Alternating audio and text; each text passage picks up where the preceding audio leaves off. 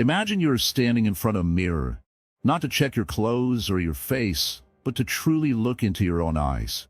Imagine you're not in a rush, not in judgment, not searching for flaws, just present. Now ask yourself quietly, when was the last time you looked at yourself with love? Have you ever wondered why it's so easy to care for others, but so hard to care for yourself? Why we forgive our children, our friends, our neighbors, but rarely forgive ourselves? Why do we always feel like we're not enough, even after all these years of giving, building, and surviving? We wake up and go through routines.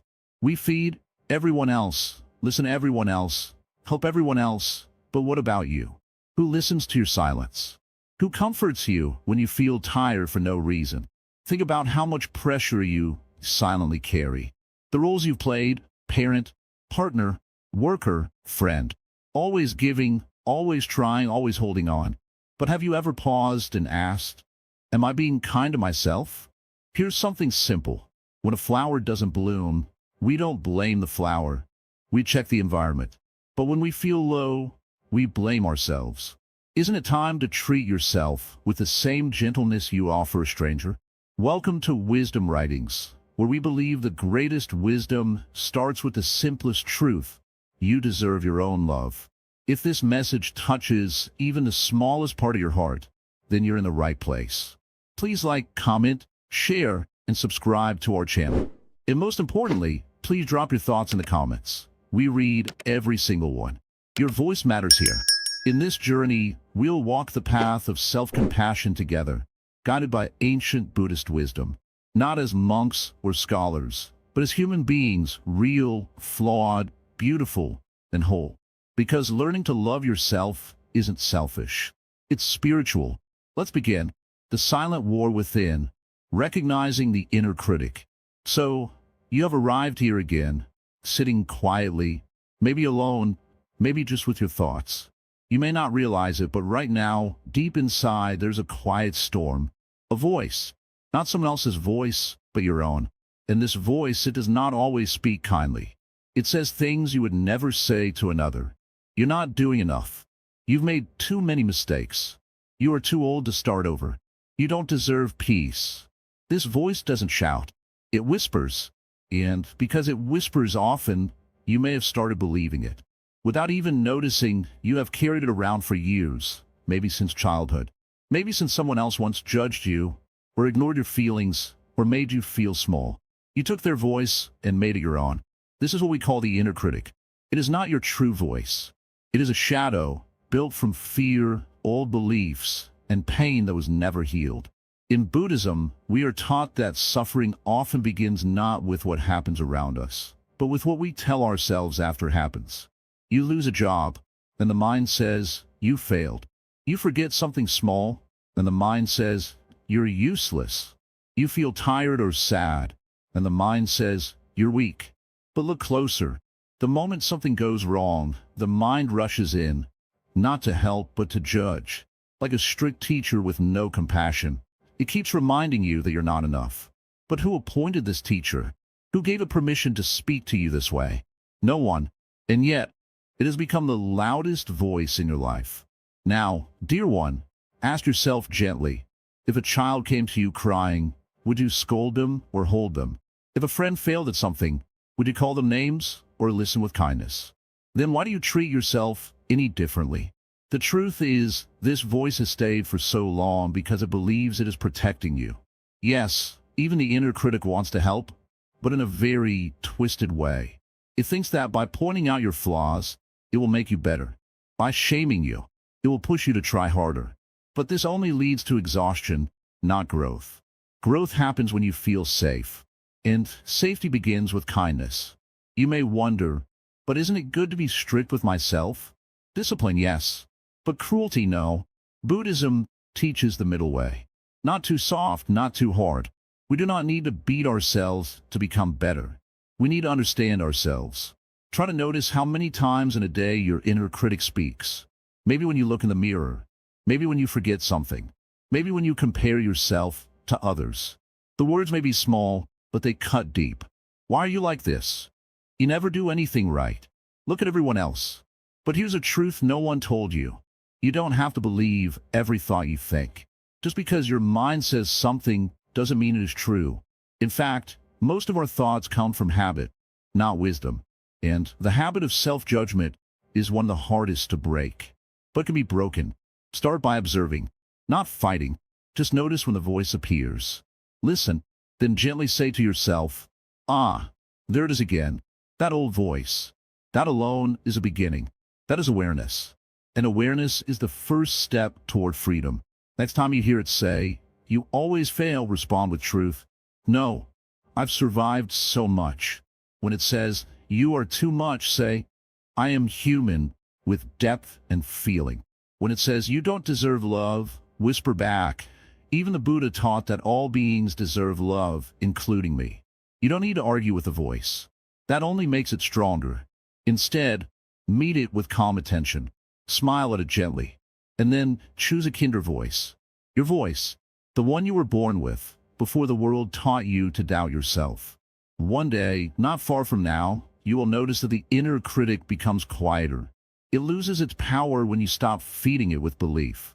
And in its silence, something beautiful will arise. A soft inner whisper. Not judgment but care. Not fear but peace. You are not broken. You are not too late. You are not unworthy. You are simply healing from years of believing a voice that was never yours to begin with. In Buddhism, we often speak of the kleshas, mental states that disturb the mind. The inner critic is one of them. Its root is in ignorance. Ignorance of your true nature. You are not your mistakes. You are not your regrets. You are not your pain. You are the awareness behind all of that. You are the light that sees the darkness. Let that light grow, one breath at a time, one gentle thought at a time. Sit quietly now. Feel your breath. Place your hand on your chest and just say, "I'm here. I'm trying. I'm listening." That alone is enough for today. You have begun the journey from criticism to compassion. And that is sacred. The mirror of mindfulness, seeing yourself without judgment. Let me tell you a quiet truth. Most people do not see themselves clearly. They see a memory. They see a voice from the past. They see a mistake, a disappointment, a weight. They look in the mirror, but they do not see this moment. They see every moment before. We carry a mirror in our minds, but that mirror is dusty, fogged, covered with old thoughts, old names, old wounds. When we try to see ourselves, we see what others told us. You're not good enough. You're too slow. You're not strong. You're too much. What if you could clean that mirror? Just gently, not forcefully, not with anger, not to change the reflection, but simply to see it. This is mindfulness, and it is the most gentle practice in the world. It asks for nothing except your attention. Mindfulness does not ask you to become someone else. It does not ask you to be perfect. It simply asks you to notice. When you notice your breath, you're not fixing it. You're not forcing it to slow down. You're just seeing it as it is. And that is an act of love. Now imagine applying that same love to yourself. Not to the version of you that achieved something. Not the version that people clap for. Not the version that is trying to prove something today. Just you. You, when you wake up and your hair is messy. You, when you forget something. You, when you sit quietly and feel a little sad for no reason. That version of you. Buddha taught that suffering comes from misunderstanding. We misunderstand ourselves most of all.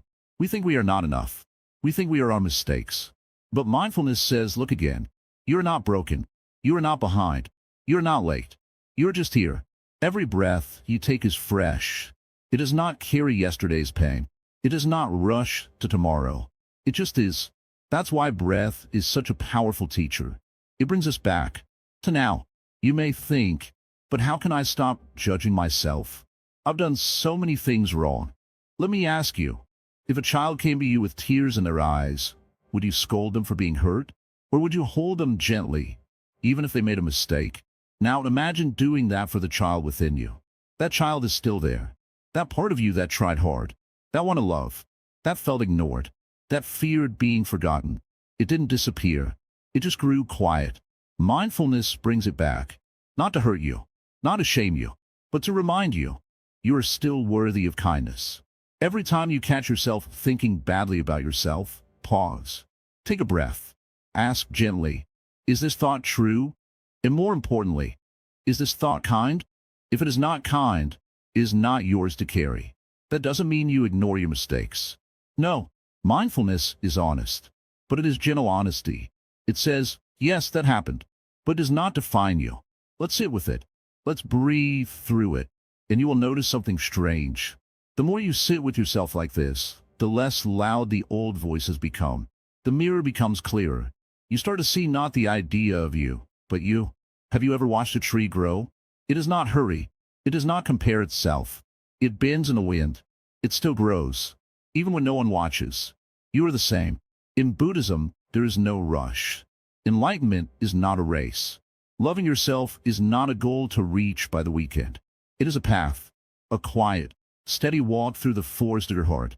And some days, you will walk with confidence. Some days, you will sit by the side of the path and rest. Both are okay. Both are part of the journey. When you start to see yourself without judgment, something opens. It is not loud. It is not dramatic. It's like a morning breeze after a long night. It whispers, you are allowed to be here. Mindfulness does not fix your life in one day, but it gives you one clear moment. And that is all you ever need. Just this moment. Just this breath. In this moment, ask yourself, can I just be here with myself, without trying to improve, without trying to escape? And if the answer is no, that's okay. Mindfulness will wait. It always waits. It has no timeline. It has no punishment. It is the doorway to true love, not the kind you chase from others, but the kind you were born with. You don't have to earn it. You only have to notice it. So sit for a while. Breathe. Watch your thoughts pass like clouds. Let them go. Let them come. They are not you. You are the one watching. And in that watching, in that stillness, you will find something you thought you lost. Yourself. The seeds of worthiness, rebuilding your inner garden. Cool me. Sit for a while. Breathe slowly. I will tell you something that even the trees know, though they never speak. Something the river understands, though it never shouts. Something you may have forgotten, but your heart has not. You're already enough. Not because you've done something great. Not because others have praised you. Not because the world has clapped for your efforts. You are enough because you were born with that truth. Somewhere along the way, life may have covered it with dust. Expectations, judgments, fear, failure, and comparison. But dust never destroys the ground beneath it. It only hides it. And now, it is time to gently brush it away. Think of your mind as a garden. You may have let others walk through it. Some with care, some with heavy boots. Some planted kindness. Some planted shame. Some left trash. Some pulled out flowers that were just beginning to grow. But this garden is still yours. And you can choose what to plant now. Many people reach the later years of life feeling tired, not just in the body, but in the soul. They feel like they have given, and now they're left with very little for themselves. But I tell you this, it is never too late to start watering your roots again. When you wake up and the house is silent, what do you say to yourself? Do you fill that silence with love or regret? Many keep replaying what went wrong years ago. Mistakes, missed chances, moments that could have been different. But what if, instead of replaying them, you forgave them? What if those old wounds were not punishments, but places calling for healing? No tree blames itself for growing slowly. No flower regrets its color. Yet we, the most aware beings on this earth, speak so harshly to ourselves. We say, I should have done more. I should have been better. And we forget to say, I lived. I tried. I did the best I knew how to do. Even now, in this very moment, as you sit here and listen, something inside you wants peace. Something in you is tired of the noise, the proving, the pretending. That something, that quiet pull, is your true self asking to be seen. Self-worth is not built by repeating, I am enough, like a magic spell. It grows slowly like a seed. You plant it by doing small acts of kindness for yourself, by speaking gently, by forgiving your past, by showing up for yourself even when no one else does. Many believe that loving yourself is arrogance. It is not. Arrogance says, I am better than others. Self-love says, I am also worthy. And in Buddhist thought, all beings are worthy. The insect crawling on the leaf, the old man sitting on the bench, the child crying in a crowded room. All are equal in their longing to be loved and to belong. You belong too, not because of what you've achieved, but because you exist. You don't need to do something grand to earn rest. You don't need to impress anyone to deserve love. You don't need to hide your sadness to be accepted. Take a moment now. Place your hand on your heart, if you like, and whisper something kind to yourself. Maybe it's, I'm still here, or I'm learning to care for me, or simply, it's okay. If your garden has weeds, you do not scream at it. You do not abandon it. You pull the weeds gently, with care, and you plant again. The same goes for your inner world. You may have some tired beliefs growing inside you. I'm not worthy. I always mess up. No one truly cares. These are just old weeds. They grew because someone once planted them, or because no one showed you how to plant better ones. But you can remove them now, one thought at a time. Buddha taught that suffering arises from ignorance, not because we are bad, but because we forget the truth. The truth is that everything changes. Just as seasons turn and rivers shift, your heart can change too. You can grow gentler. You can become your own companion. You can create a safe space within yourself. Sometimes, people wait for others to tell them they matter. But waiting is heavy. Instead, become a voice that says, I matter. Not louder than others. Not softer either. Just true. You may ask, but how do I start? Start with small moments. When you make tea, make it for yourself as you would for a guest. When you feel tired, let yourself rest without guilt. When you make a mistake, remind yourself that being human means not always knowing. In Buddhist temples, there's a practice called metta bhavana, loving-kindness meditation. We begin by wishing others well. Then slowly, we include ourselves. At first, many struggle to say, may I be happy, may I be safe, may I be peaceful. They feel unworthy of such blessings. But with practice, they soften. The heart opens, and those words begin to feel natural, even necessary. This is the path of rebuilding your inner garden. A path where you gently remove shame and plant understanding. Where you replace comparison with compassion. Where you treat your own soul as sacred. There is no rush, no deadline, no need to catch up with anyone. The lotus blooms in its own time, even in muddy water. You too can bloom, slowly, quietly, beautifully. Remember, you were never meant to be perfect. You are meant to be whole. Wholeness includes scars, laughter lines, soft bellies, forgotten dreams, and old regrets. All of it is welcome. As this part of your journey unfolds, may you begin to speak to yourself not as a critic, but as a friend. May you walk through the garden of your own heart with bare feet and gentle eyes. May you trust that the seeds of worthiness are already inside you, waiting for your care. And above all, may you remember this simple truth. You are allowed to begin again, at any moment, at any age, in any breath. The roots of suffering, Buddhist insight on self-rejection. You have come far. You have listened, reflected, and begun to open your heart, even just a little. That itself is a beginning of healing. Today, I will take you deeper, not to burden you, but to free you. What you're about to understand is not new. It is ancient, it is simple, yet many forget it. You suffer.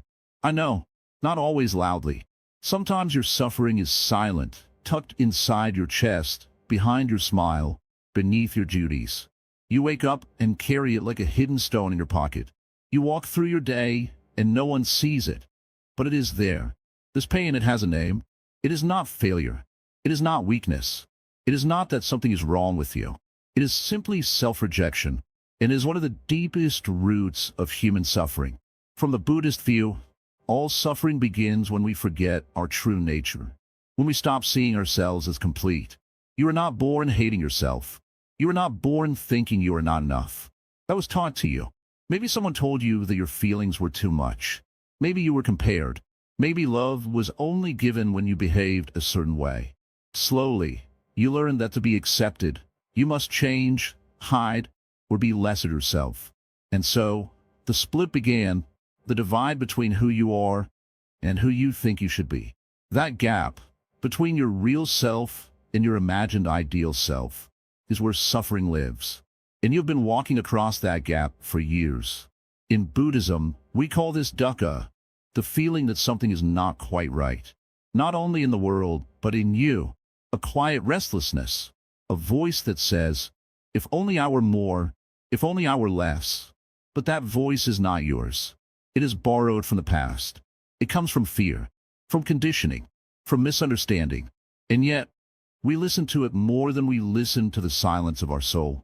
Many people think suffering comes from the outside, situations, people, aging, illness.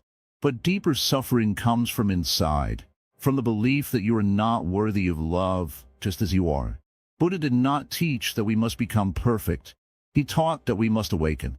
And awakening begins when you stop fighting with yourself. When you stop treating your mind as the enemy.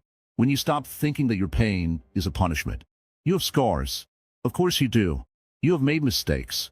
So has every person who has ever lived. But your mistakes are not your identity. Your wounds are not your whole story.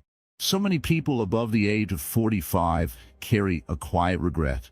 A question, did I do enough? Was I a good enough parent, partner, person? I tell you now, your worth is not in your achievements. Your value is not in what you gave others. Your beauty is not in how little you needed. Your true self, the one that was here before all the roles, the duties, the disappointments, is untouched. Pure, just like the sky behind the clouds. You do not need to fix yourself to be loved. You need to see yourself to be free. But why is that so hard? Because you've been trained to judge yourself constantly. Every time something goes wrong, you blame yourself, even when it wasn't your fault, even when it's just life being life. The mind becomes your greatest critic. It whispers doubt, shame, guilt. It reminds you of the past and fears the future. It says, you are not there yet. But where is there? Who set the finish line? Buddhist wisdom teaches, stop running. Sit down, breathe, return to yourself. Your real home is not in a house or a title or a memory. It is in your own quiet presence. There is no enemy inside you, only a hurt child who never felt fully seen.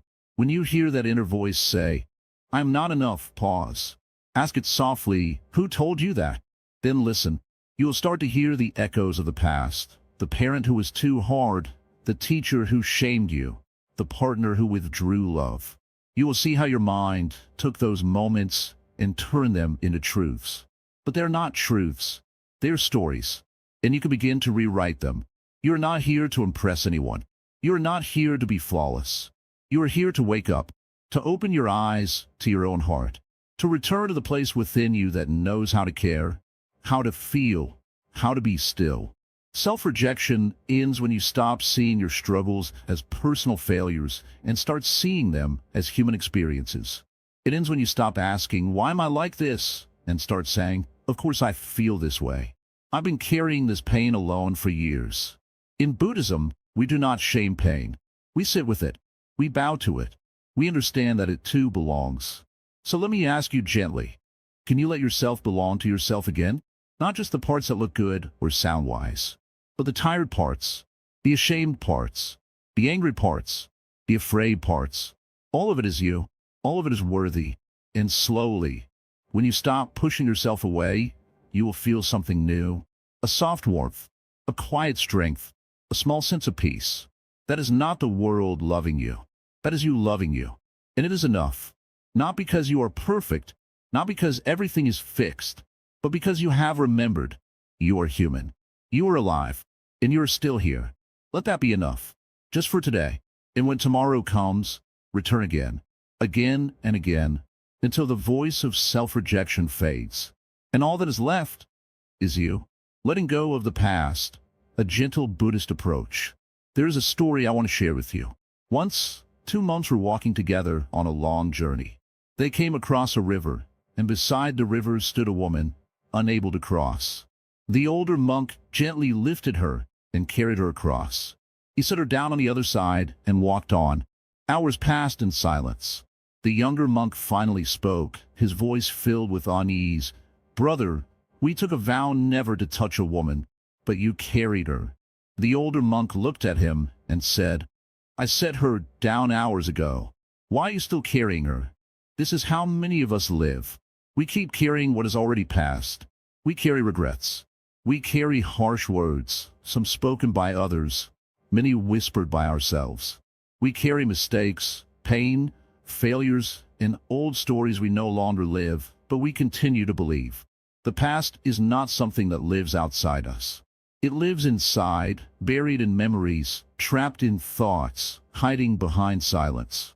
And yet, the truth is simple. The past is over. The moment you are in right now is free. But you cannot live in this moment fully until you loosen your grip on what has already happened. Letting go of the past does not mean forgetting everything. It doesn't mean that what happened was okay. It means you stop holding on to it like a sharp stone pressed to your chest. You learn to open your hand. You learn to breathe again. You learn to make space. In Buddhism, we are taught that attachment is the root of suffering. And one of the strongest attachments we have is to our past, our identities, our failures, our stories of hurt. We replay them not because we enjoy suffering, but because they have become familiar. They become part of how we see ourselves. But ask yourself, if you were not your past, who could you be? You see, the mind loves to revisit old wounds. It pokes them, touches them, keeps them alive. The mind says, "See what happened to you? See how you failed? See how they hurt you?" But the heart, oh, the heart, it wants to heal. It doesn't need to win. It doesn't need revenge. It only needs peace. Letting go is an act of great courage. And it's not something that happens in a single day. It happens slowly, like a tree dropping leaves in autumn, one by one. Some memories fall easily. Some cling tightly. But when you stop trying to force it, when you simply become present, you will feel what is ready to fall away. The Buddha did not say, "Erase your past." He said, "See it clearly. Understand it. Then release it."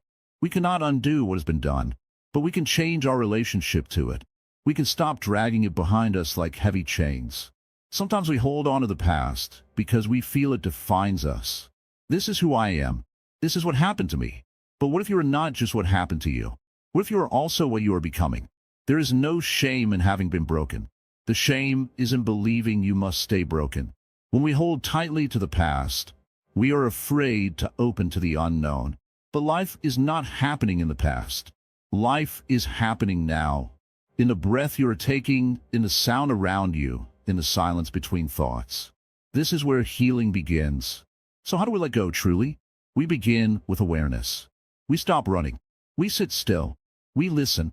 When the memories rise, we greet them like old visitors. We do not fight them. We say, "Yes, I remember you. You hurt, but you are not me." Then we return to the breath. The breath is the bridge to the present. It's always here. It never judges. It never hurries. It never holds the past.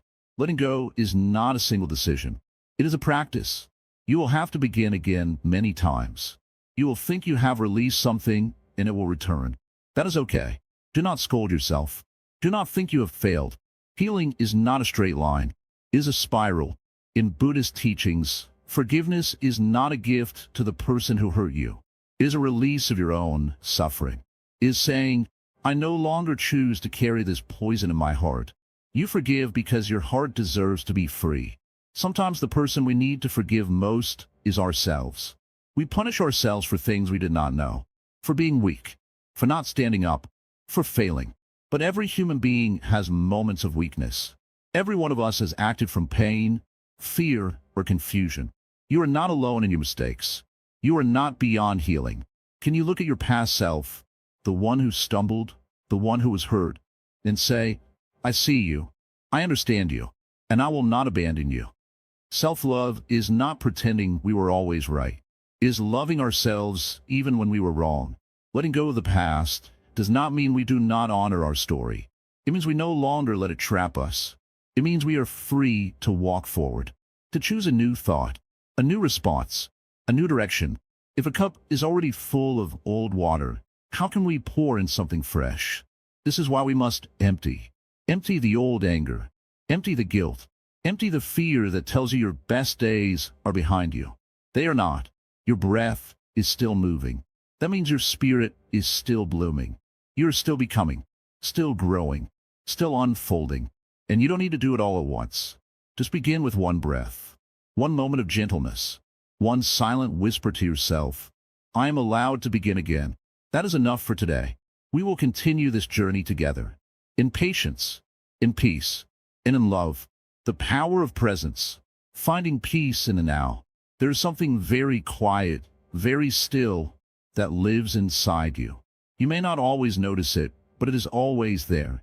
It is not loud. It is not push or pull. It waits. It waits for you to remember that peace does not come from the outside. Peace lives in the present moment. But in daily life, it is easy to forget. We are always running from the past, running toward the future. We worry about what already happened and what might happen next. Our thoughts pull us in so many directions that we forget the one place where life is actually happening. Here and now. Have you ever sat down with a warm cup of tea and realized you weren't really tasting it? Your hands hold the cup, the tea touches your lips, but your mind is somewhere else. Maybe it's thinking about something you said yesterday. Maybe it's worrying about something tomorrow. This is how we live much of our life, absent from it.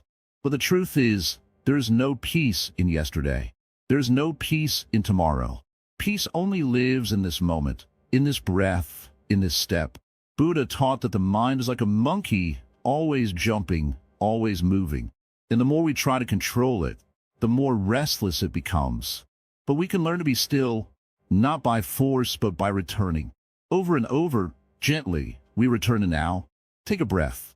Not just a breath to stay alive, but a breath to be alive. Feel it into your body. Feel it leave. That's all. No need to do anything more. No need to achieve anything.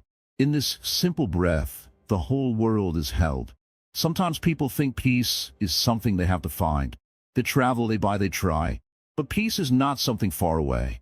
It is not hidden in a forest or locked in a temple. It is not something you chase. It is something you stop and feel.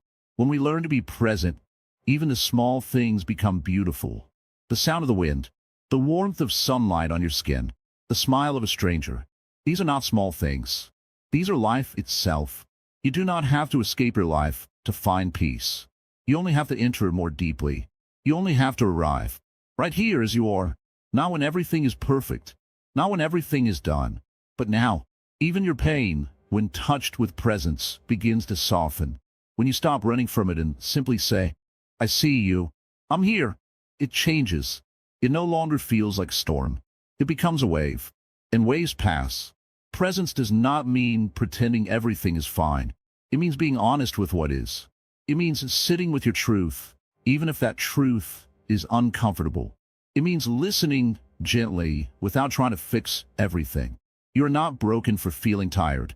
You are not weak for needing rest. You are not wrong for wanting peace. These are human things. And presence is how we honor our humanness. In the teachings of the Buddha, there's a deep understanding that suffering comes from attachment, holding on to what is gone or reaching for what is not here. Presence is the freedom from that attachment. It is the soft release. Let your breath be your guide. Let it remind you, I am here, not yesterday, not tomorrow, but here. And here is enough. When we are truly present, we don't have to prove anything. We don't have to win anything. We don't have to fix ourselves. We are simply here, and in that, we begin to feel whole again. Try this. Next time you eat a meal, eat it slowly. Taste each bite. Next time you walk, feel your feet on the ground. When someone speaks to you, listen fully. Not just with your ears, but with your whole heart. This is presence. And in presence, love grows naturally. Kindness grows naturally. Peace grows naturally. You do not have to force them. You only have to be here. The present moment does not judge you. It does not ask you to be more than you are. It simply welcomes you, again and again, no matter how many times you have wandered, no matter how long you've been away.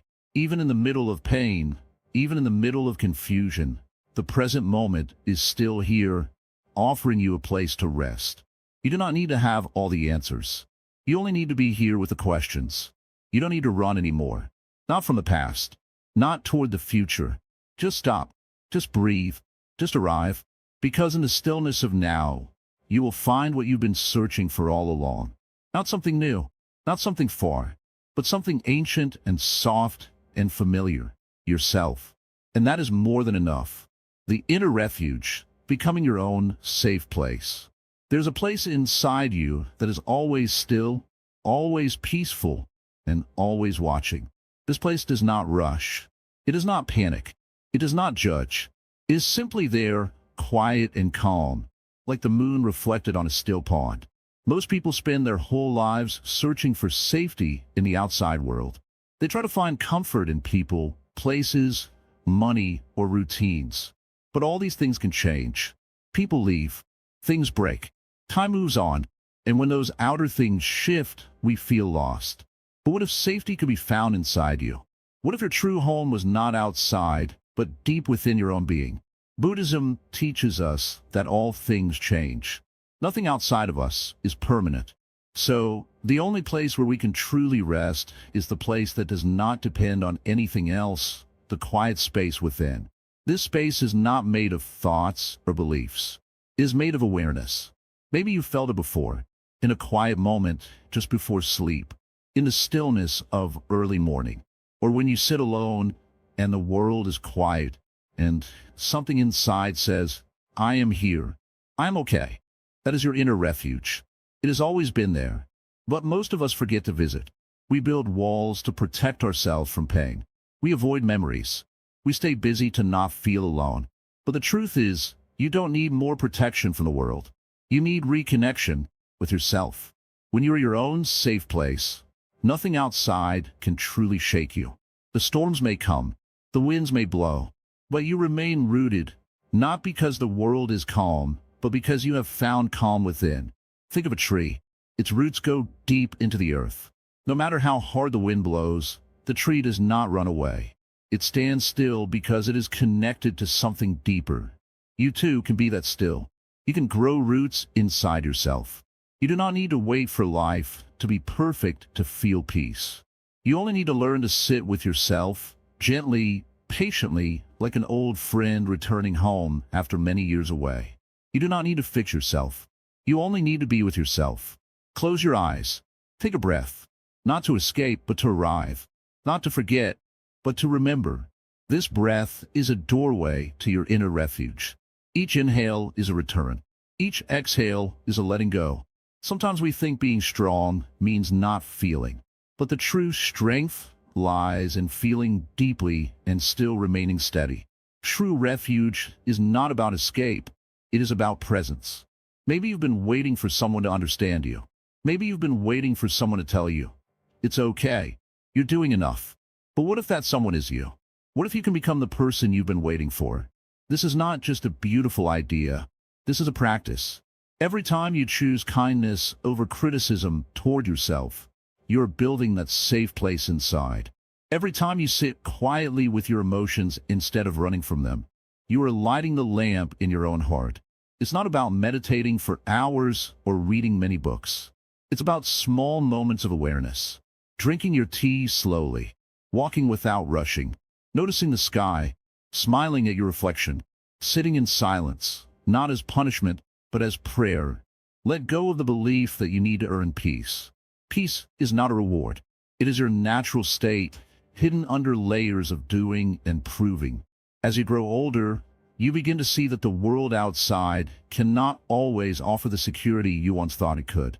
People come and go. Jobs end. Health changes. But this inner refuge, this soft, steady space inside, you can carry it with you always. And it will not ask you to be perfect. It will not shame your past. It will not judge your feelings. It will simply be there, open, warm, steady, waiting for you to return. In Buddhism, we speak of the island within. The Buddha once said, be an island unto yourself. That does not mean to be isolated or cold. It means to find your footing within your own heart, to learn to stand in the middle of life's waves without being drowned. This is possible. Even if your life has been full of noise, pain, or struggle, it is never too late to come home to yourself. No one is too broken. No heart is too old. No spirit is too tired. Sometimes, all it takes is one breath. One gentle pause in the middle of a busy day. One honest whisper, I am here, and I am enough. You have given so much to the world. You have stood strong for others. You have listened, helped, worked, and cared. Now, it is time to do the same for yourself. Not because you are selfish, but because you are sacred, because you deserve the same compassion you so freely offer others. There is no greater gift you can give yourself than the gift of your own presence. And there is no safer place than the space where you can simply be, without shame, without fear, without pressure. Return to yourself. Breathe. Sit in silence. And know, you're not lost. You are not alone. You are simply returning to the place that has always been waiting. Your inner refuge. Your quiet home. Your true self. Let that be enough for now. Let that be the beginning. Compassion without conditions. Loving yourself as you are. Sit quietly for a moment. Let the sounds around you pass by like a gentle breeze. Let your shoulders drop. Let your hands rest. Breathe in slowly. Now breathe out softly. Do this again and again until your breath feels natural. Do not force it. Just be here in this simple moment. You have spent many years trying to be good enough. Good enough for your family. Good enough for society. Good enough in your job. Good enough for your children, your parents, your friends. You have worked hard, tried your best, and yet, still, there's a feeling inside you that says, maybe I'm not quite enough. Where does this voice come from? Who gave it to you? Was it a teacher's words? A parent's silence? A comparison made long ago that never truly left you? Buddhism does not ask you to be perfect. It does not measure your value in success, looks, or the approval of others. It simply says you are enough. Not because of what you have done, not because of how strong you are, but because you exist. You are alive, and your life has its own deep and sacred worth. The Buddha taught that true compassion begins at home. And where is your first home? It is your own heart. You live within yourself. Every day, you rise and fall with your own thoughts. You walk through your own emotions. You carry your own burdens, and you hold your own hopes. If you do not show compassion to yourself first, how will you offer it to the world in a way that is real? You may think, but I've made mistakes. Yes, you have. So have I. So has everyone who has ever lived. Mistakes are not proof of failure. They are signs that you are human, learning, evolving. The lotus flower grows in muddy water, not in clean soil. If it waited for perfect conditions, it would never bloom. And neither would you. Self-love does not begin with a perfect version of you. It begins here, now, with all your cracks, scars, and doubts. It is the soft voice that says, even with all of this, I will not abandon myself. Too often, people wait to love themselves after they lose weight, after they fix everything, after their life becomes quiet. But the truth is, life is rarely quiet, and healing does not begin with waiting. It begins with a small decision to stop fighting yourself. Look at how you speak to others when they're in pain. You are kind. You are gentle. You tell them, it's okay. You did your best. But when you speak to yourself, is the voice the same? Or is it sharp, cold, demanding? Would you speak to a child the way you speak to yourself? One of the deepest teachings of Buddhism is this. All beings wish to be free from suffering. This includes you. You are not an exception. You are not meant to live your life feeling like a burden, a problem, or a failure. You are meant to live with tenderness, even toward your own pain. Some people think self-love is pride. It is not. Pride shouts. Self-love whispers. Pride tries to prove something. Self-love has nothing to prove. It sits with you when you feel small. It does not demand that you shine. It simply reminds you that even in the dark, you are not lost. There will be days when your old doubts return, when your mind says, you are not doing enough, or you should be better by now. When that happens, do not try to fight the thought. Do not hate it. Just notice it, breathe, and reply softly, I'm doing the best I can. And that is enough for today. Loving yourself does not mean you will never feel sad, or tired, or frustrated. It means that even in those moments, you will not abandon yourself. You will not leave your own side. You will hold yourself like a parent holds a crying child, not with blame, but with understanding. When you look in a mirror, try not to search for what is wrong. Instead, Look into your own eyes and say, I see you. I have judged you for years. I have blamed you for not being perfect. But now I want to learn how to care for you. This is not easy. You may cry. You may feel strange. But slowly, the walls you've built inside will begin to soften. You will begin to feel less like a stranger to yourself. In Buddhist practice, we often offer metta, loving kindness, to all beings. But that practice begins with offering metta to ourselves. Silently, gently, you repeat these words. May I be happy. May I be safe. May I be healthy. May I live with ease. Repeat them with the same sincerity you would offer to your own child. These words are not magic, but they begin to shift something deep inside. They teach your mind that it is okay to care about yourself. When you love yourself without conditions, you no longer live in fear of failing someone else's test. You stop hiding. You stop shrinking. You stop apologizing for being who you are. You begin to walk through the world not with arrogance, but with quiet confidence. You begin to smile, not because everything is perfect, but because you have stopped being your own enemy. And when you love yourself, really love yourself, something beautiful happens. You stop needing others to fill the empty spaces. You stop needing approval like food. You start to enjoy your own company. You begin to feel whole, even when you are alone. This does not mean you never need people. We all need connection. But when you love yourself, you no longer fear rejection. You no longer change yourself to be accepted. You become honest, simple, true. So many people spend their whole life looking for love. But what if the love you've been searching for is the love you forgot to give yourself? You are already lovable. You are already enough. Not because someone else says so, but because your heart is beating, your breath is flowing, and your spirit is still here, despite everything. Let this be the beginning of a new way. A softer way. A wiser way. No more waiting to be perfect. No more punishing yourself for being human. Just the quiet, steady decision to love yourself as you are again and again. You are not broken. You are becoming. And that, dear listener, is more than enough. The art of allowing, ending the struggle with who you are. Sit with me for a moment. Quiet your thoughts. Let the noise of the day fall to the side, just like leaves dropping from a still tree. Breathe in. Feel it. You are here. Alive. Not perfect. Not broken. Just here. There's something gentle in the act of allowing. It is not loud. It doesn't demand anything. It does not fight or argue. Allowing is soft. It is kind. It waits with open hands. And it holds you, just as you are. You may have spent many years of your life trying to fix yourself, trying to be better, trying to become something more than who you are right now. Maybe you thought that love must be earned, that peace must be won, that happiness is a prize after long effort. But I must tell you something quietly and clearly. None of this is true. Buddhism teaches us the value of seeing things as they truly are.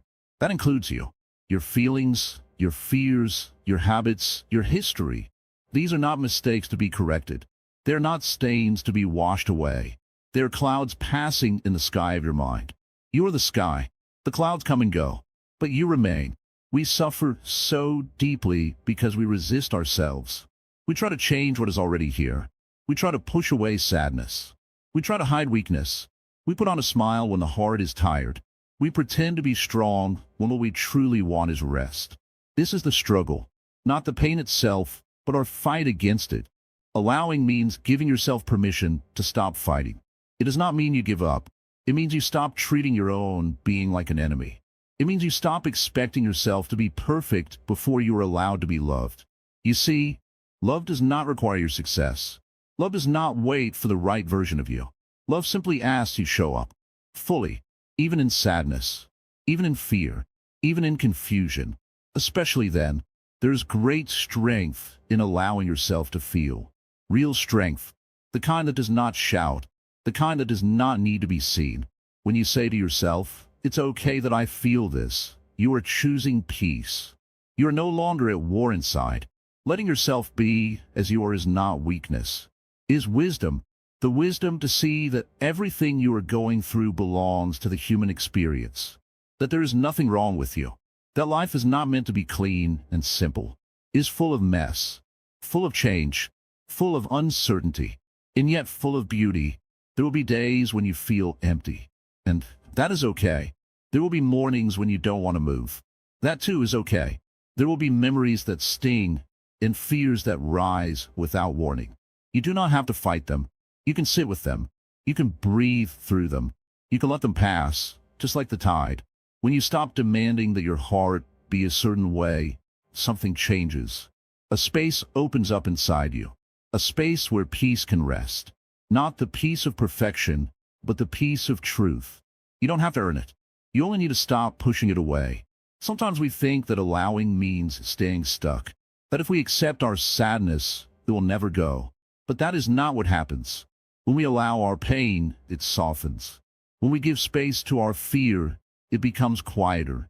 When we let ourselves rest, we actually grow. Think of the seasons. A tree does not resist the winter. It does not pretend it still has leaves. It stands bare, silent, waiting. And then, when the time is right, it blossoms again. The tree has not failed in winter. It has simply allowed itself to be. So must we. You may ask, but what about growth? What about becoming better? Yes, we all grow. But the kindest growth comes not from punishment, but from presence. You grow not by rejecting yourself, but by being patient with yourself. When a child falls, we do not shout. We help them stand. Why not do the same for your own heart? This is the art of allowing. The art of not rushing, of not forcing, of not pretending. It is an art that brings great freedom. Because when you stop struggling to be someone else, you finally have the energy to be who you truly are. And who you are is enough. You have made it through years of life, of joy, of loss, of decisions, of changes. You have learned, you have loved, you have tried. Maybe you carry regrets. Maybe you carry guilt. Allow them to be there, and allow them slowly to leave. You do not need to punish yourself anymore. In Buddhism, we say, all things arise and pass away. That includes pain. That includes fear. That includes the harsh voice in your head. You don't need to fight it. You only need to see it. Gently, clearly, as you would look at a passing cloud. That is enough. Even now, if your heart feels heavy, let it be heavy. It won't stay that way forever. Nothing does. This is the nature of life, ever changing, ever moving, ever teaching. Let each breath remind you, you are alive. Let each moment teach you, you're still learning. Let each feeling tell you, you are human. And let this truth be your comfort. You don't have to do anything more than simply be. And in being, you will find love. Not from outside, but from within. Quiet, steady, and real. So stop the struggle. Let yourself be as you are for now. This is not the end. It is the beginning of a gentler life. A life where love is no longer a reward, but you're right. The middle path, balancing acceptance and growth. Come, sit with me. The world is always pulling you in two directions. On one side, you are told to accept yourself. On the other, you are pushed to improve. And between these two, there's a quiet confusion. You may ask, if I accept myself, does that mean I should stop growing? If I want to grow, does that mean I'm not enough right now? This is where the middle path walks gently between the two. The Buddha did not teach extremes. He did not say, accept everything and do nothing. Nor did he say, change everything and reject who you are. Instead, he pointed to the space in between, a path that honors where you are and invites you toward where you can go, without violence toward yourself. This is the middle path. This is balance. You're not broken. You're not behind. You're not too late. Sometimes, the world makes you believe that if you're not perfect, you must be failing. But you're not a project to be fixed. You are a human being to be cared for. Think of a child learning to walk. We do not scream at them for falling. We smile, we hold their hand, and we encourage. Why do you not treat yourself the same? Self-acceptance does not mean giving up. It means recognizing your worth even before you improve. It means saying, I am enough right now, and I can also grow. These two thoughts can live together. They're not enemies. They're old friends walking side by side. Look at a river. It accepts the rocks in its path. It flows around them, and yet it keeps moving forward. It does not stop. It does not hate the rock. It does not deny its own nature. Still water can rot, but flowing water finds life. You too can move forward while holding love for yourself in this very moment. The middle path means you don't have to choose between standing still and running. You can walk, gently, slowly, with peace. Some people live in constant improvement mode, always judging, always fixing, never resting. They're tired in their hearts. Others live only in comfort. They say, "This is just how I am," and use it as a reason to stop listening to themselves. Both extremes leave something behind. Both forget the full picture. But you, dear listener, can learn to live differently. You can look at your habits, your thoughts, your patterns, not with anger, but with curiosity. You can say, "I wonder why I do this." Not, "I hate that I do this."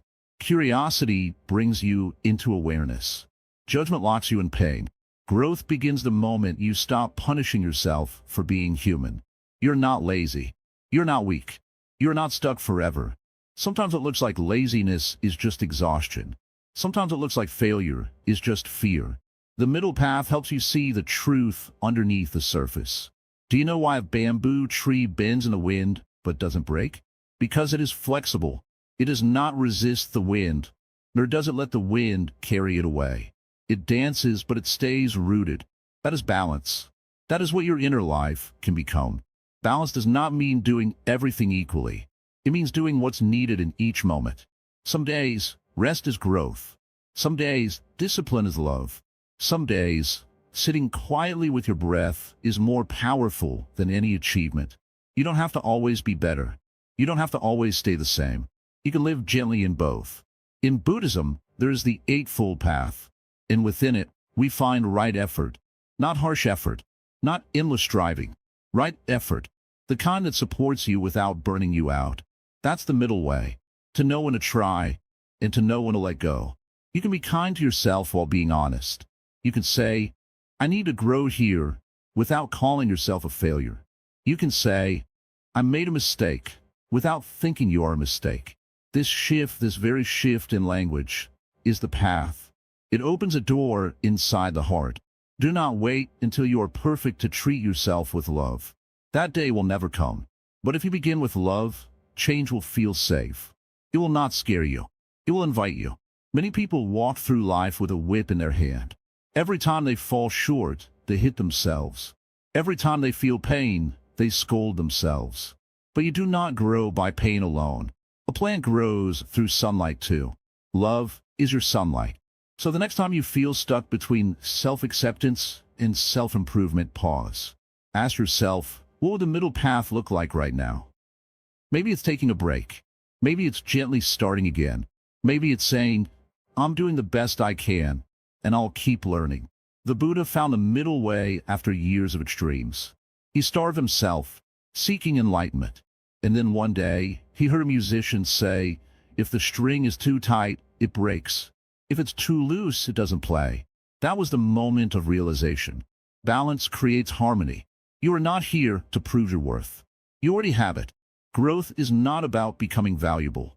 It is about remembering that you always were. Even in silence, you are worthy. Even in sadness, you are enough. Even in moments when you forget who you are, your soul remembers. Let that be your anchor. Walk gently. There is no finish line. There is only now, and now, and now. Each step taken with awareness is a holy step. Each breath taken with kindness is a healing breath. You're already on the path. You do not need to start over. Just take the next kind step. That is the middle path. And that is more than enough. The illusion of comparison, escaping the trap of others. Sit quietly with me for a moment. Let your breath slow down. Let your thoughts rest, even if only for a little while. Let us speak of something that troubles many hearts, quietly, daily, like a shadow that follows us everywhere. It's the habit of comparing ourselves to others. Comparison is something so common, so invisible, that we rarely notice it's there. It begins the moment we wake up. We look at someone else's life, someone's face, their house, their clothes, their smile. We think, they're doing better than me. Or, why does their life seem so perfect while I'm still struggling? We don't say it out loud, but inside, it eats at our peace. We compare our beginnings to someone else's middle. We compare our quiet, honest life to someone else's highlight reel. And slowly, without realizing, we begin to feel small, less important, less worthy, like we are always behind. But who created this race? Who told you there's only one way to be happy? Who decided what success should look like? Let me tell you something simple, yet powerful. You are not them, and they are not you. Each one of us walks a path no one else fully understands. You carry memories, wounds, experiences, and dreams that no one else sees. No one has your story. So why measure your worth against someone else's chapter? In the teachings of the Buddha, we are reminded again and again to come back to the present moment, to our own experience. The Buddha never said, become like someone else. He said, know yourself, understand your suffering, then you will find peace. Comparison pulls us out of that wisdom. It takes us away from our own path and leads us into confusion. Have you ever watched a river flow? Every stream has its own pace. Some run quickly, crashing over rocks, while others move slowly, calmly. But they all reach the ocean. Your life is like that. The way you move through life may not be loud or dramatic, but it is no less beautiful. The river doesn't compare itself to the mountain beside it. It simply flows with trust. When we compare, we forget our own value. We become blind to what's good in us. We chase a picture that was never ours to begin with. And in doing so, we suffer. Jealousy, insecurity, regret. They grow from this habit of looking outside. But when you turn inward, you begin to notice your own light. Maybe it's quiet, maybe it's soft, but it is there. It has always been there. Sometimes we look at others and think they must have everything together, but we don't know their silent battles. We don't hear their inner voice. We don't see the nights they cried or the doubts they carry. Everyone, no matter how perfect they appear, is also carrying something heavy. You are not alone in feeling behind or not enough, but it is a feeling, not the truth. In Buddhism, we are taught that suffering comes from craving and clinging to ideals, images, roles. We cling to the idea of who we should be, how far we should have come, what we should look like, and comparison fuels that clinging. It builds a world of shoulds and musts, none of which belong to your real nature. The moment you compare yourself to another, you forget the miracle of being you. You are a unique combination of moments, choices, and wisdom gathered over many years. The way you love, the way you endure, the way you care, these are not small things. These are treasures, but you will only see them when you stop staring at someone else's gold. Close your eyes for a second. Think of a time when you felt at peace with yourself. Maybe you were gardening, maybe walking alone, maybe watching your grandchildren laugh. That peace came not from comparison, but from presence, from being with your own life. We are all different expressions of the same light. A tree doesn't wish to be the moon. A bird doesn't wish to be a mountain. And yet they're all part of the same world, complete and beautiful in their own way. Why should it be any different for us? Instead of comparing, practice appreciation. Instead of asking, why am I not like them? Ask, what in me is already whole? When you see someone succeed, let it inspire you, not make you feel small. When you see beauty in someone else, recognize that you have your own. Their beauty does not cancel out yours. Their journey is not a judgment of yours. This life is not a competition. It is a shared experience of growth. You're not late. You're not behind. You are exactly where your path has brought you. And that path, though it may look ordinary from the outside, holds sacred lessons inside it. The Buddha taught that the greatest suffering comes from ignorance, not knowing who we really are. And much of that ignorance is fed by comparison. It clouds our vision. It keeps us chasing instead of arriving.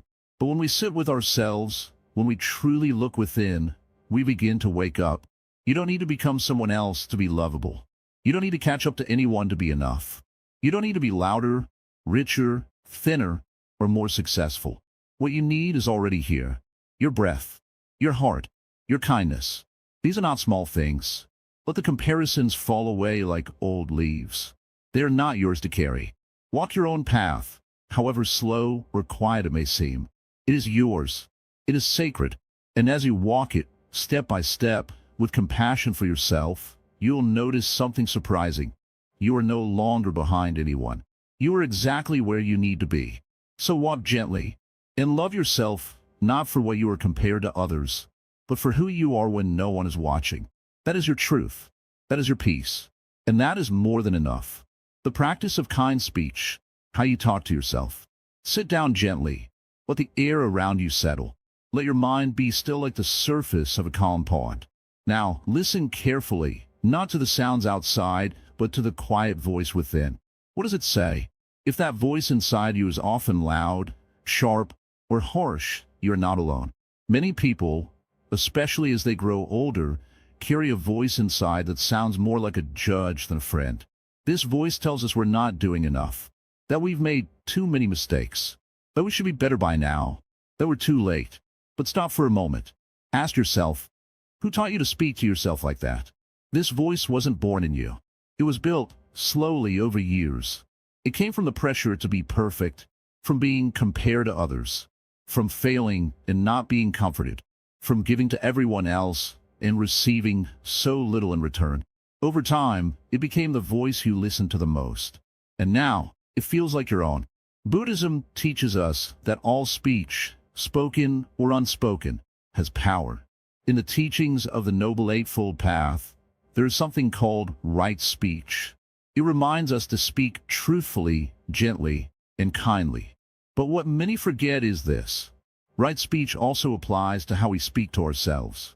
If you speak to yourself with cruelty, you create a home inside you that feels cold and unsafe. But if you speak with kindness, even when you've failed or fallen, you build a sanctuary within, a place of peace. Ask yourself gently, would I speak to a friend the way I speak to myself? Imagine someone dear to you made a mistake. Would you say, you're so stupid? Would you say, you always ruin things? Of course not. You would say it's okay. You'd say, you tried your best. You'd say, this doesn't define you. So why is it so difficult to offer those same words to yourself? You're not the only one struggling with this. Many people over 45 feel the weight of years pressing down on them. They look back and think about what they should have done. They look at their body and see changes they didn't ask for. They carry regrets, losses, and silent pain. And they think they don't deserve kindness. But they do. You do. Let me tell you something that perhaps no one has told you in a long time. You are allowed to be gentle with yourself. You are allowed to rest. You are allowed to feel heard and still speak kindly to your heart. You are allowed to stop expecting yourself to be strong all the time. Kind speech does not mean pretending everything is fine. It means being truthful without being brutal. It means saying, this is hard, instead of, I'm a failure. It means saying, I need help, instead of, I should have figured this out by now. It means saying, I'm still learning, instead of, I'm too old to change. Every word you speak inside your mind shapes the way you experience the world. Words are not just sounds, they are seeds. If you plant seeds of shame, anger, or bitterness, those emotions will grow. But if you plant seeds of understanding, forgiveness, and compassion, your inner life will bloom in a new way. Your inner voice is like a companion that walks with you every moment. Would you rather walk with someone who scolds you, or someone who walks beside you with warmth and wisdom? The truth is, you cannot escape your inner voice, but you can retrain it. Buddha taught that the mind is like a garden. It must be tended every day. Some weeds will return, yes, but so will the flowers if you give them enough sunlight. One of the simplest ways to begin this tending is to pay attention to how you speak to yourself, especially in quiet moments when no one else is watching. You don't need expensive tools. You don't need perfect words. You just need awareness. Start noticing the tone of your inner voice. Does it rush? Does it blame? Does it carry old words from old wounds? Then pause and gently, slowly replace it. Instead of I'm not good enough, try I'm doing what I can. Instead of I always mess things up, try I made a mistake and I'm learning. Instead of no one cares about me, try I care for myself. And that matters. It may feel strange at first. It may even feel fake. But do it anyway, because with practice, your inner voice will start to believe you. Like training a shy animal, it may take time, but will respond to kindness. In Buddhist tradition, monks and nuns often chant phrases of loving kindness. They begin with these simple words: may I be happy, may I be safe, may I be peaceful, may I live with ease. Not may I be perfect, not may I never make mistakes. Just may I be peaceful. What if you repeated these words in your own way each morning? What if you stood in front of your mirror, not to fix your face, but to speak love into your soul? Even if your voice shakes, even if tears come, even if you don't believe it yet. You see, every word of kindness you say to yourself is a step toward healing, not only for you, but for all those around you. When you begin to speak gently to yourself, something changes in your energy. People feel it. Life softens. Relationships shift. Peace begins to take root. And when others hurt you, as they sometimes will, you won't need to scream back. You'll already know how to comfort yourself. You'll have your own voice, strong, quiet, and kind, like the still sound of wind through bamboo. This practice of kind speech is not only spiritual, it is powerful. It rewires the nervous system. It softens the heart. It opens the mind. It changes your life, one sentence at a time. So the next time you catch yourself in the middle of harsh self-talk, pause. Smile, not because you feel happy, but because you remember you have a choice. You can choose to be your own enemy, or you can choose to be your lifelong friend. And maybe, just maybe, that small change, spoken in a quiet room, in a quiet moment, is the beginning of your greatest freedom. The cycle of samsara, breaking the pattern of self-neglect.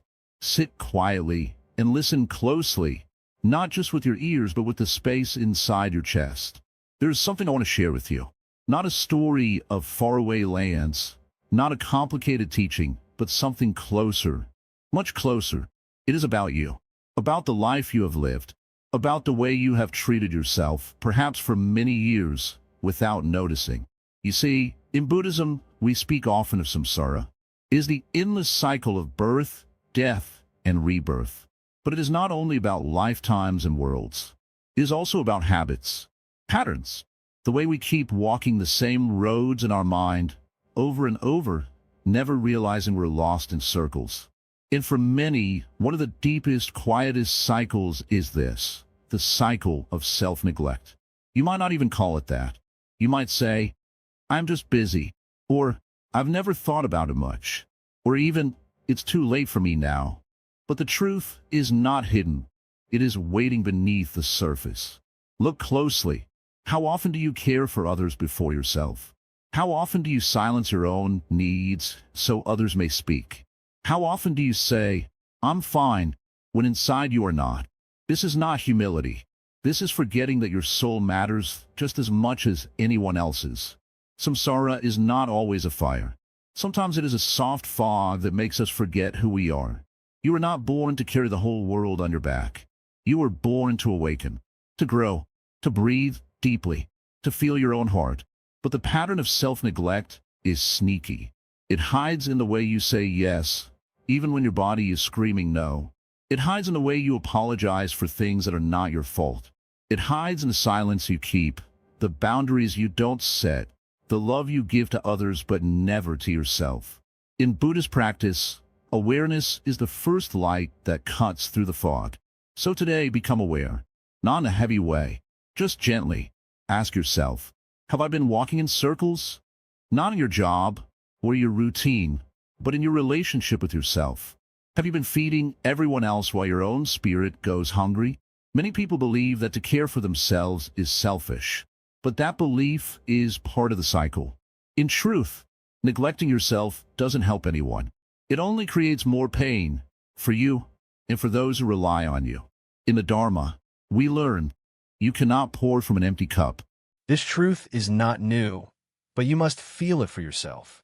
Close your eyes and picture a lamp. If the lamp is not lit, it cannot light the way for anyone else. You are that lamp. Your care for yourself is not a luxury. It is a responsibility. To yourself, to your life, to the world. And yet, I know, there is guilt, there is shame. There's an old voice in your head that says, I am not important, or I'll rest later, or I don't deserve that peace. These voices are not yours. They are echoes of culture, of childhood, of years spent surviving. But you're not a prisoner of those echoes. The Buddha taught that we suffer because we cling. Cling to ideas, to identities, to fears. One of the deepest forms of clinging is this belief that you must always come last. Let go. Let go of the belief that you must earn your own love. Let go of the belief that you must always be useful to be worthy. Let go of the idea that your age, your past, your mistakes make you unworthy of tenderness. You are already enough. Not after you fix everything. Not after you prove something. Not after you get stronger. Right now, as you are. This is not comfort talk. This is practice. Deep spiritual practice. When you take time to rest, it is not laziness. It is healing. When you speak up for yourself, it is not rudeness. It is truth. When you say no to something that drains you, it is not rejection. It is protection. And each time you do these small things, you step out of the circle. You break the pattern. You say, I'm not a ghost in my own life. I am here. I exist. And I matter. In Buddhism, we often meditate on compassion for all beings. We sit in silence and say, may all beings be happy. May all beings be free from suffering. But too often, we forget that we are also one of those beings. You must include yourself in that prayer. So next time you feel tired, pause. Do not rush. Do not scold yourself. Just say gently, I hear you. That is the beginning. That is how you start to walk a new path. And when the old habits return, as they surely will, do not be angry. Do not feel you have failed. Just see it clearly. You can say, this is the old cycle. And then breathe. And choose again. With kindness. This is how we leave samsara. Not with big heroic leaps, but with soft, steady steps. With truth. With awareness. With love. Not loud love. Not dramatic love. Just quiet, honest love. The kind you've given to everyone else, and now at last to yourself. You may be older now. You may feel it is too late. But the Dharma says, each moment is a doorway. You don't have to wait for a better time. The time is now. Let today be the day you step out of the old cycle. Even if your steps are small, even if they are slow, a circle is broken the moment you turn a little differently. This is the practice. This is freedom. And it begins within you. Reclaiming joy, rediscovering your inner radiance. Sit with me for a moment. Not in a rush. Not to fix anything. Just to be. Just to listen. The world outside is loud. It demands. It pushes. It pulls. But in this quiet moment between you and me, I ask you something very old, very gentle. Where did your joy go? Not the kind of joy that comes from buying something new or hearing praise from someone. Not the joy from the outside. I mean the one that once lived inside you. The joy that didn't need a reason. The joy that came when the wind touched your face, when you laughed for no reason, when you danced alone, or when you simply sat in silence and felt at peace. You see, life is long, and somewhere along the road, many of us forget that joy is not something we must earn. It is something we are born with, but gets buried under responsibilities, expectations, fears, losses, and the constant belief that we must always do more to be happy. We become too serious, too guarded, too tired, and slowly we stop hearing the voice of joy that once whispered inside us. The Buddha once said, there is no path to happiness.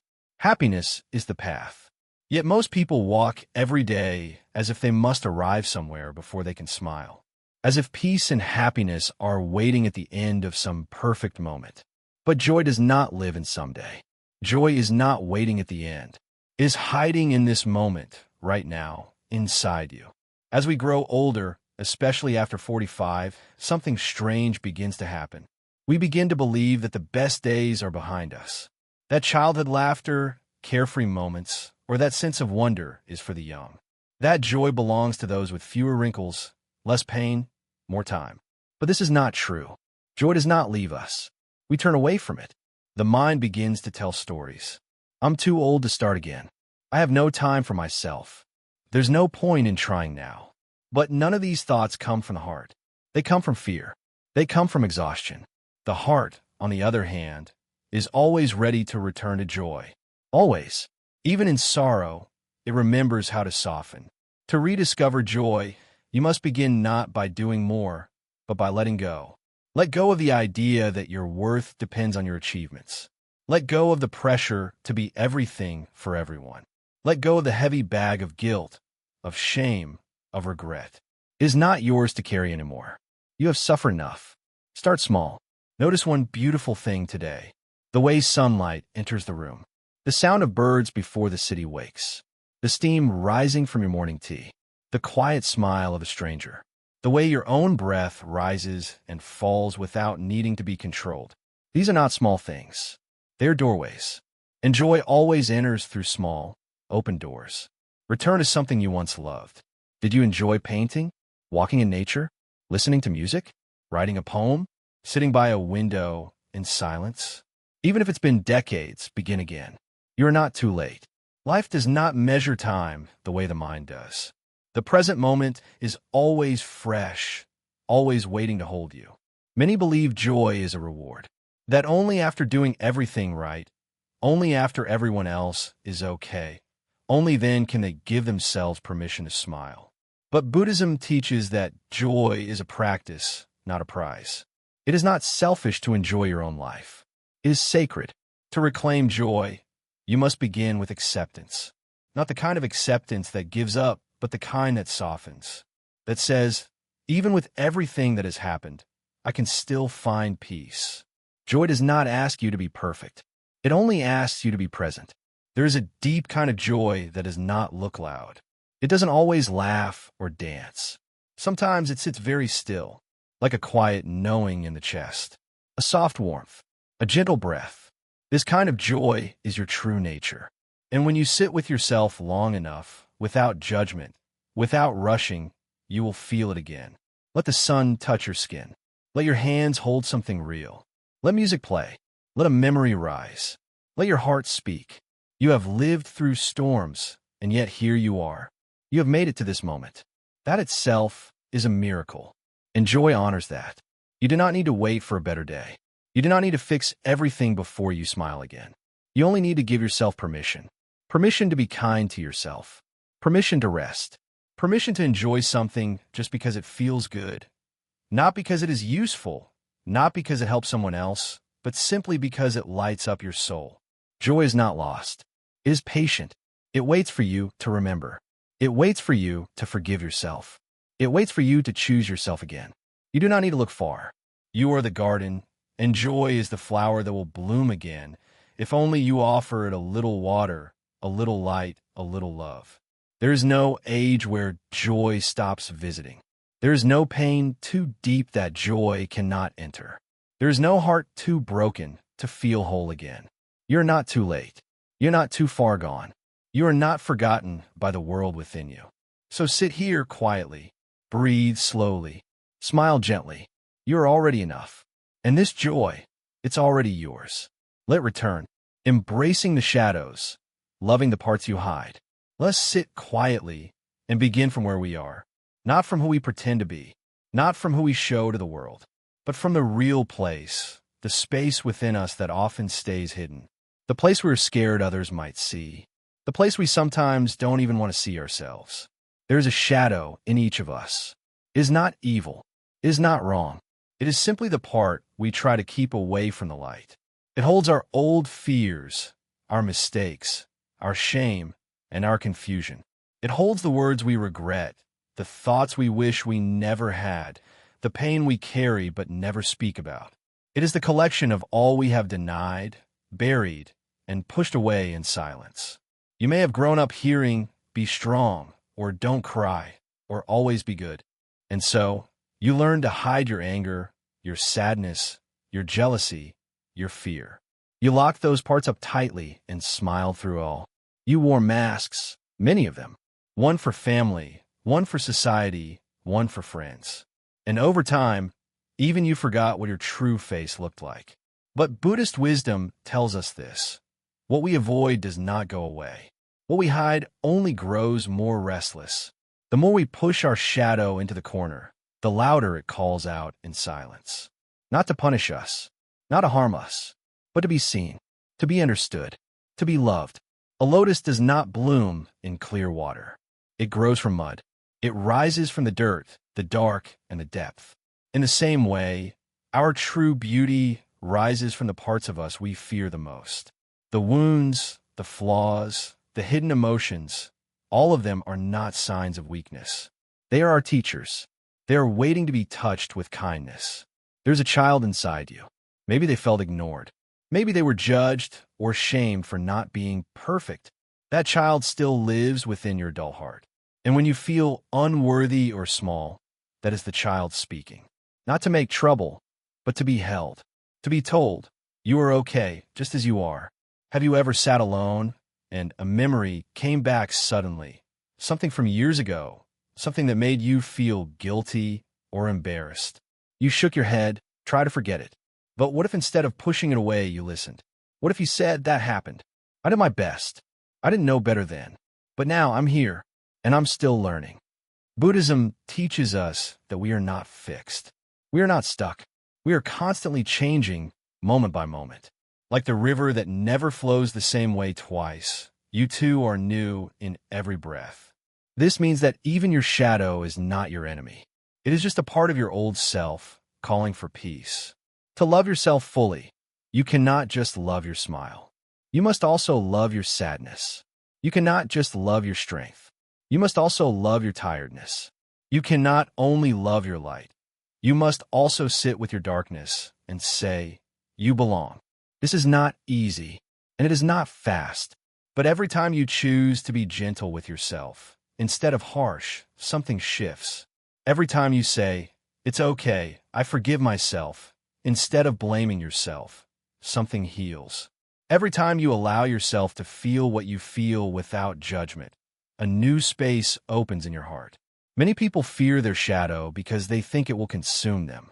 But truth is, the more we run from it, the more power it gains.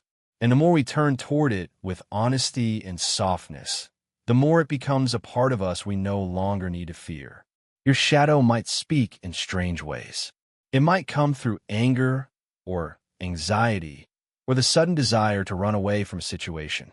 It may show up in your silence, your sadness, your sense of being not enough. Instead of pushing it down, you can ask gently, what are you trying to tell me? And listen. Sometimes your shadow wants to remind you of something that still needs healing. A wound you didn't get to talk about. A loss you didn't fully grieve. A voice you were not allowed to use. By listening, you are not becoming weak. You are becoming whole.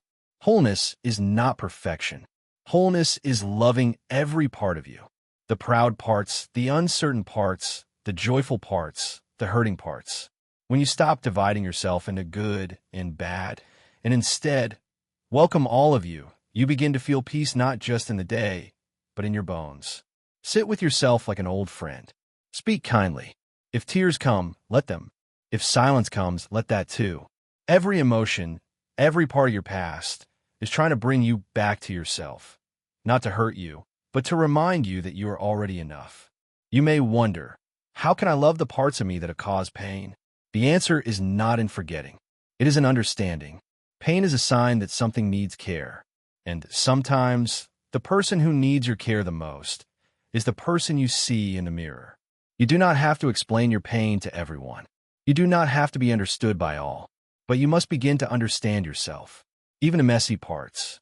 Even the complicated, confusing, old, hidden parts. Because they are you, and they deserve your love. Buddha never said you must be perfect. He taught that awareness and compassion are the true path.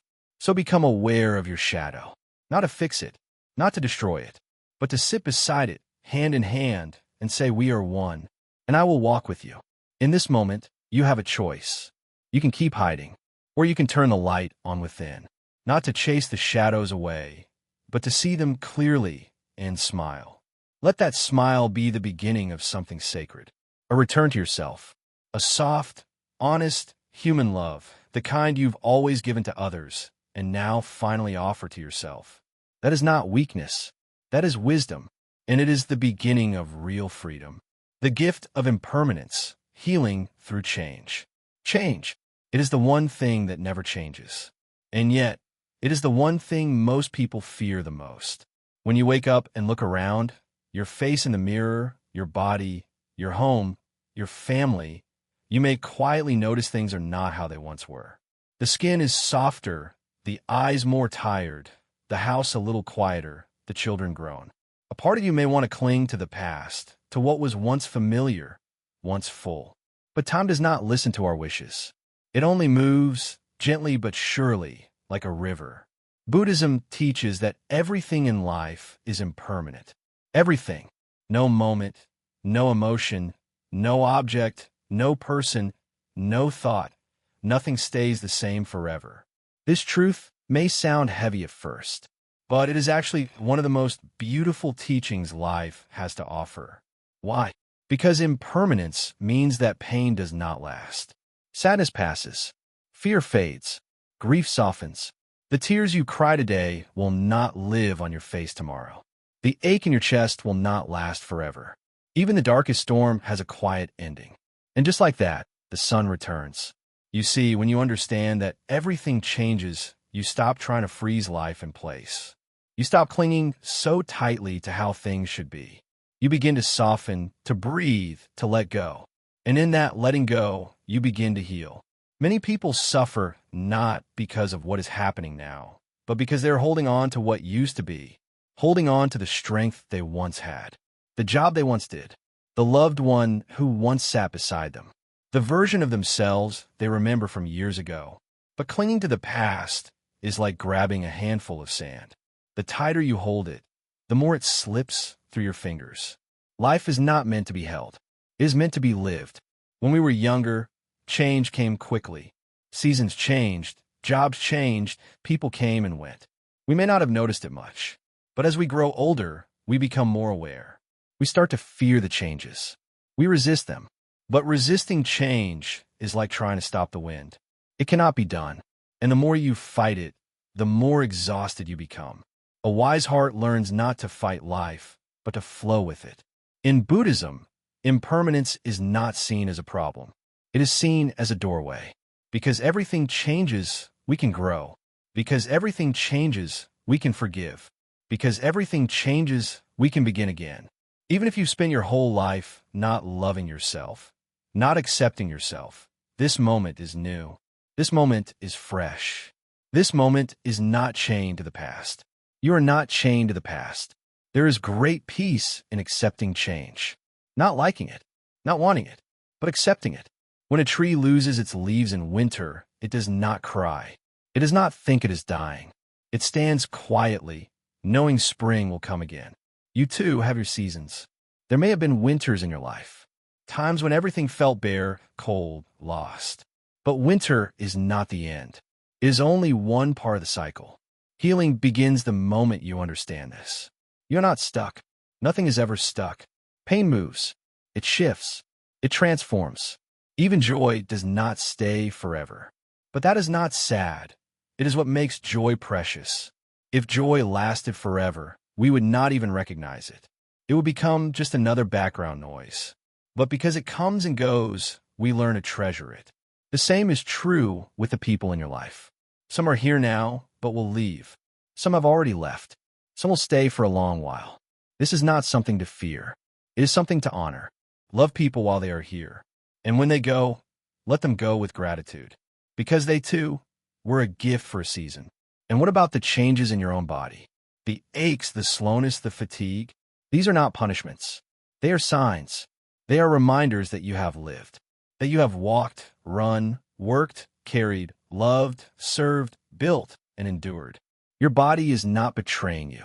It is simply showing you the truth. Nothing remains the same. And that is okay. When you stop fighting change, you start to feel free. You start to feel calm. You stop rushing. You start noticing. A flower blooming. A breeze through the window. The taste of tea. A soft smile. A deep breath. These are all tiny miracles.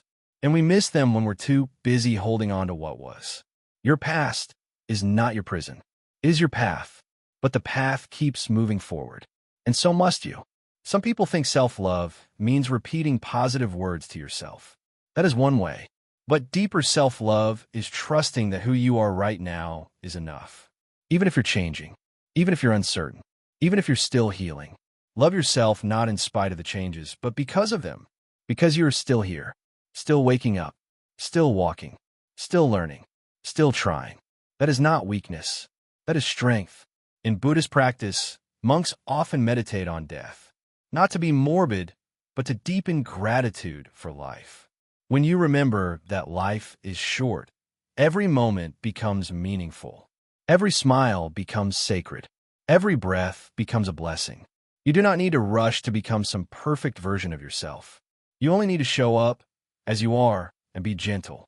Healing is not a race. It is not a straight road. It moves in circles, in waves, and whispers. But it moves, and so will you. So the next time you feel sad about something that has changed, pause. Take a breath and whisper to yourself, this too is part of life. This too shall pass, because it will. And in its place, something new will arrive. A new understanding, a new softness, a new strength. All because you allowed change to guide you rather than break you.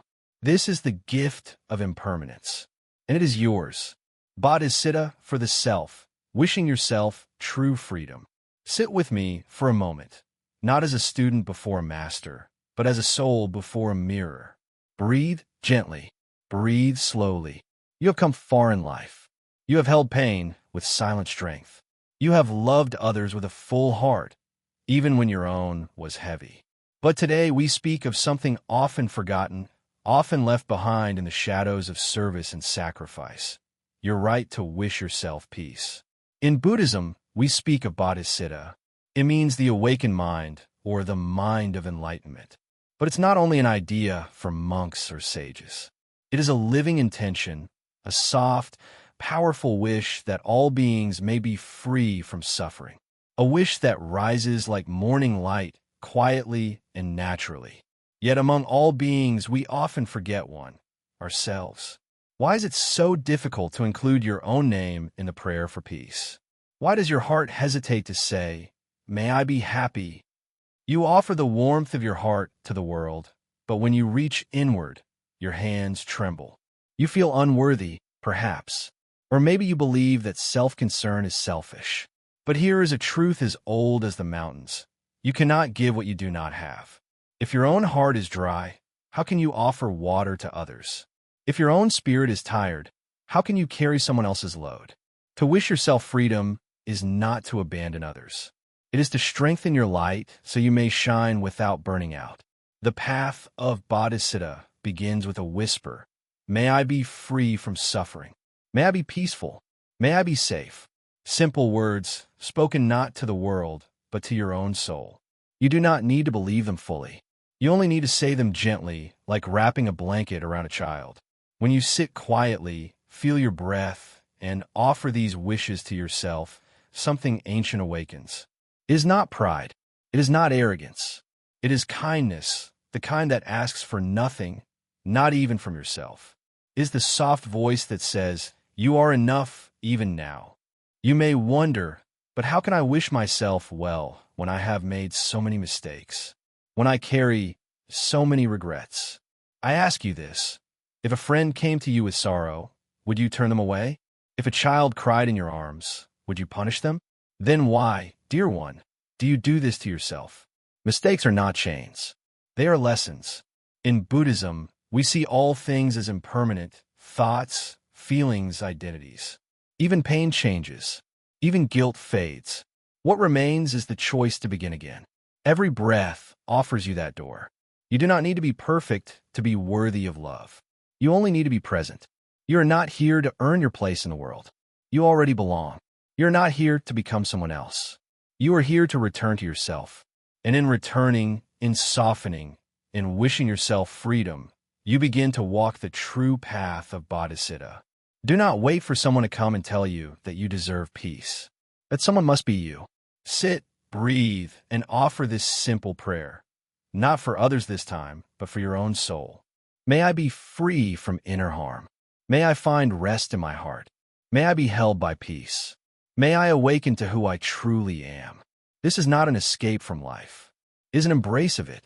Because when you include yourself in the circle of compassion, You no longer live from emptiness. You no longer give from a hollow cup. You become a wellspring of quiet love, rooted not in exhaustion, but in inner wisdom. There will be days when these words feel far away, days when the pain returns. That is all right. Buddhism does not ask you to force peace into your life. It asks only that you return to the breath, to the present, again and again, like waves returning to the shore. That is practice. That is enough. Bodhisattva is not lightning. It is not grand. It is a candle, a soft flame. And each time you wish yourself well, that candle glows brighter. It lights the path, not only for you, but for everyone who walks in your footsteps. You may not see the glow, but someone else walking in the dark will. So hold yourself with patience. Whisper to your heart. Stand beside your own suffering with the same care you offer a friend. This is not indulgence. This is awakening. There is no need to be strong all the time. There is strength in softness. There is wisdom in tears. There is healing in simply saying, I matter too. And you do. You always have. You always will. The lotus within, finding beauty in inner mud. My dear listener, sit quietly for a moment and breathe gently. Let everything settle. Let the noise of the world soften for just a few minutes. There's a story I want to tell you, a story you already carry in your bones that you may not remember. It is the story of the lotus. The lotus is one of the most sacred flowers in Buddhist thought. It does not grow in clean water. It does not bloom in comfort. It rises out of the dirtiest, thickest, most silent mud. It pushes through layers of darkness in unseen struggle. But when it reaches the surface, it opens in complete beauty, pure, untouched by the dirt below. This is not just the story of a flower. This is your story. You too have grown through dark waters. You have faced loneliness, fear, regrets, and disappointment. Perhaps you have made mistakes. Perhaps life has treated you unfairly. Perhaps you carry wounds that no one else sees. But just like the lotus, you are not stained by the mud you come from. You are shaped by it, but not ruined. In Buddhism, we do not believe in rejecting the mud. We do not run from suffering. We look into it with open eyes. We ask, what is this pain trying to teach me? What lesson is hidden inside this sorrow? Because somewhere beneath every hardship is a seed waiting to bloom. It is not easy. Some people carry pain for many years. It hides deep inside, under the surface where no one looks. But just because something is hidden doesn't mean it is gone. In truth, that quiet sorrow often becomes the soil in which wisdom grows. You may think, why would anyone want to look into their own suffering? The answer is gentle. Because healing cannot begin without awareness. You cannot clean a wound that you pretend isn't there. Buddhist practice teaches us to sit quietly with ourselves, to feel whatever is real, without judgment, without hurrying it away, just to be with it. That is the first kindness we offer ourselves. And when you do this, something begins to shift. You start to notice that your suffering has softened you, that your struggles have made you more understanding, more compassionate, more human. You begin to see that the strength you carry didn't come from comfort, but from every time you stood up again after falling down. You begin to understand that beauty isn't in perfection. It's in truth. It's in the courage to be real. Just like the lotus does not try to be another flower, you do not need to become anyone else. You don't need to be younger, richer, more popular, or more successful. You only need to be honest with yourself. If your life has been difficult, that does not mean you're broken. It means you have depth. You have lived through storms and still have love in your heart. That is not weakness, that is grace. Many of us spend years looking for someone else to love us. We want to be seen, heard, accepted, but we forget that we are allowed to do that for ourselves. You are allowed to look in a mirror and say, I am proud of you. You are allowed to say, you didn't give up, even when it was hard. That voice of encouragement, that can come from you. You don't have to wait. The Buddha never promised that life would be without pain, but he showed us that we do not have to suffer forever. He taught that everything changes. The mud will not last forever. Even the deepest sadness will shift, gently, quietly, like clouds moving across the sky. And the more you sit with yourself, the more you will see there's light inside you. There's softness. There's wisdom. Even if the world has forgotten, you can remember. You are the lotus, not in some faraway idea, but in your real, everyday life. When you're doing the laundry, or sitting alone with your tea, or walking through your memories, there's beauty there. There is something sacred about being with yourself fully, not trying to escape or impress anyone. Just you, breathing, alive, present. Sometimes we believe that love has to be loud and big and dramatic. But true love, the kind that heals, is often quiet. It is patient. It is the way you forgive yourself for things you didn't know back then. It is the way you begin again, each morning, even if yesterday was difficult. It is the way you notice your own heartbeat and say, "Thank you, I am still here." Do not be afraid of your mud. That is where your flower grows. That is where your heart becomes strong. Even now, while you listen, some part of you is already changing. Some part of you is starting to believe that maybe, just maybe, you are enough. Not when you become perfect, not when you fix everything, but now, as you are, because your value is not something you earn. It is something you remember. The mud is not your enemy. It is your path. And every step you take with kindness, with honesty, with courage, it brings you closer to blooming. And one day, without even realizing it, you will look back and see that your life has become something beautiful. Not because it was always easy, but because you chose to keep growing even when it was hard. That is the way of the lotus. That is the way of love. That is your way too. Silent acceptance. Mastering the voice of stillness. Sit quietly for a moment. Let your breath slow down. Let your eyes soften. Let the mind settle like calm water. Listen, not to the sounds outside, but to the space within. That quiet space, that silence, it is not empty. It is full of truth. In our world, silence often feels uncomfortable. We rush to fill it with noise, with distractions, with opinions. But silence is not the absence of something. It is the presence of something deep. In the silence, there is understanding. In the silence, there is healing. When the body is tired, it asks for rest. When the mind is full, it asks for space. When the heart is broken, it asks for silence. Not to be ignored, but to be held gently with awareness. Silence is where pain can breathe without being judged. Silence is where truth appears without force. Many people think silence means doing nothing. But in truth, silence is the beginning of everything. Think about a tree. It does not speak. It does not hurry. Yet, in its silence, it grows strong roots. It gives shade, bears fruit, and stills the wind around it. Can we be like that tree? Still, and yet fully alive? In Buddhist practice, silence is not escape. It is attention. It is presence. It is the space where thoughts rise like clouds and pass without a fight.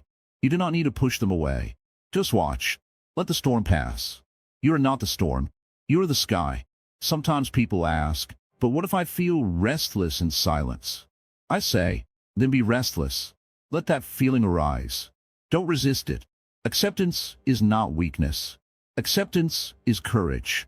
To allow yourself to feel, without shame, without running, is a sign of true strength. We carry many voices inside us. The critic, the doubter, the worrier, the voice that says, you should be better, you failed, you're too old to change. These voices grow loud when we are tired, when we are uncertain. But silence teaches us that we are not those voices. Those voices are passing clouds. You are the sky. Silent acceptance does not mean giving up. It means no longer arguing with reality. It means saying, this is what I feel right now, and that is okay. Maybe today you feel tired. Maybe today you feel lost. Don't push it away. Sit with it. Hold it, just like you would hold a crying child, not to stop the tears, but to show the child it is safe to cry. The greatest love we can offer ourselves is to stop fighting what is already here. If sadness is here, sit with it. If doubt is here, breathe with it. If fear is here, give it space. Do not rush it away. Do not speak over it. Just be there. We often search for answers in books, in talks, in teachers. But sometimes the answer appears in stillness. like a whisper you could never hear until everything else becomes quiet. Silent acceptance opens the heart to that whisper. It does not shout, it does not demand. It just says softly, I am with you. Look back at your life. How many battles did you fight in your own mind? How many times did you try to force yourself to be someone else, somewhere else, something else? What if instead of trying to be better, you try to be here, just now? The truth is, every time we stop resisting the present, we return to ourselves. We come home. It may not look special from the outside, but inside a great shift happens. Tension loosens, breathing softens, the heart opens a little. That is healing. That is transformation. Silent acceptance is not the end. It is the beginning of deep love. A love that does not need fixing. A love that says, even in this moment, I am worthy. Even now, I am enough. This is the wisdom of the Buddha, not to escape suffering, but to meet it with presence. Not to change everything outside, but to change the way we sit with what is. Sometimes people ask, but what if things never change? And I say, maybe the world outside will not change immediately, but the world inside you already has. And when that changes, your whole experience of life changes too. This is not a magic trick. It is a practice, a gentle returning again and again to what is here. When thoughts pull you away, return. When the heart aches, return. When you feel scattered, return. You do not need to be perfect. You just need to return. Like waves that rise and fall, you will have moments of stillness and moments of noise. Both are part of the ocean. Do not reject either. Learn from both. Grow from both. Accept both. There is no need to speak loudly to be heard. The most powerful truths come quietly. And the most powerful healing comes when you finally say to yourself, I will stop running. I will stop blaming. I will be here with whatever comes. Let your silence become your teacher. Let your stillness become your strength. There is no race. There is no finish line. There is only this breath. And now this one. If you can sit with what is without needing it to be different, then peace is already yours. And from that peace, love will grow. From that silence, a deeper voice will rise.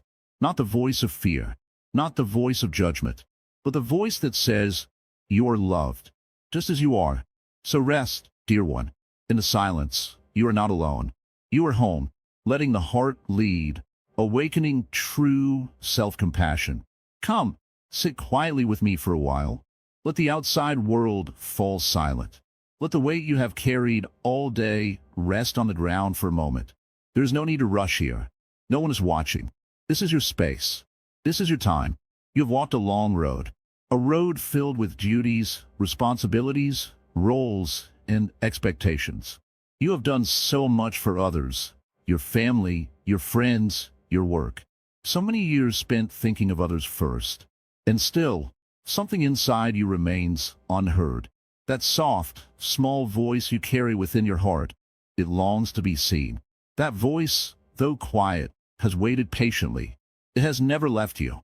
It whispers gently, even your loneliest hours, I am here. I've always been here. This is not the voice of fear, not the voice of self-doubt. This is the voice of compassion. You see, most people think compassion is something we give away, that it is something meant only for the sick, the weak, or the broken. But what if I told you compassion was your nature, that it begins with you? All these years, you have treated yourself like someone you do not know. You have ignored your own pain. You have silenced your own needs. You have judged your own emotions. And yet, you still ask why you feel so distant from yourself. It is because the heart has not led the way.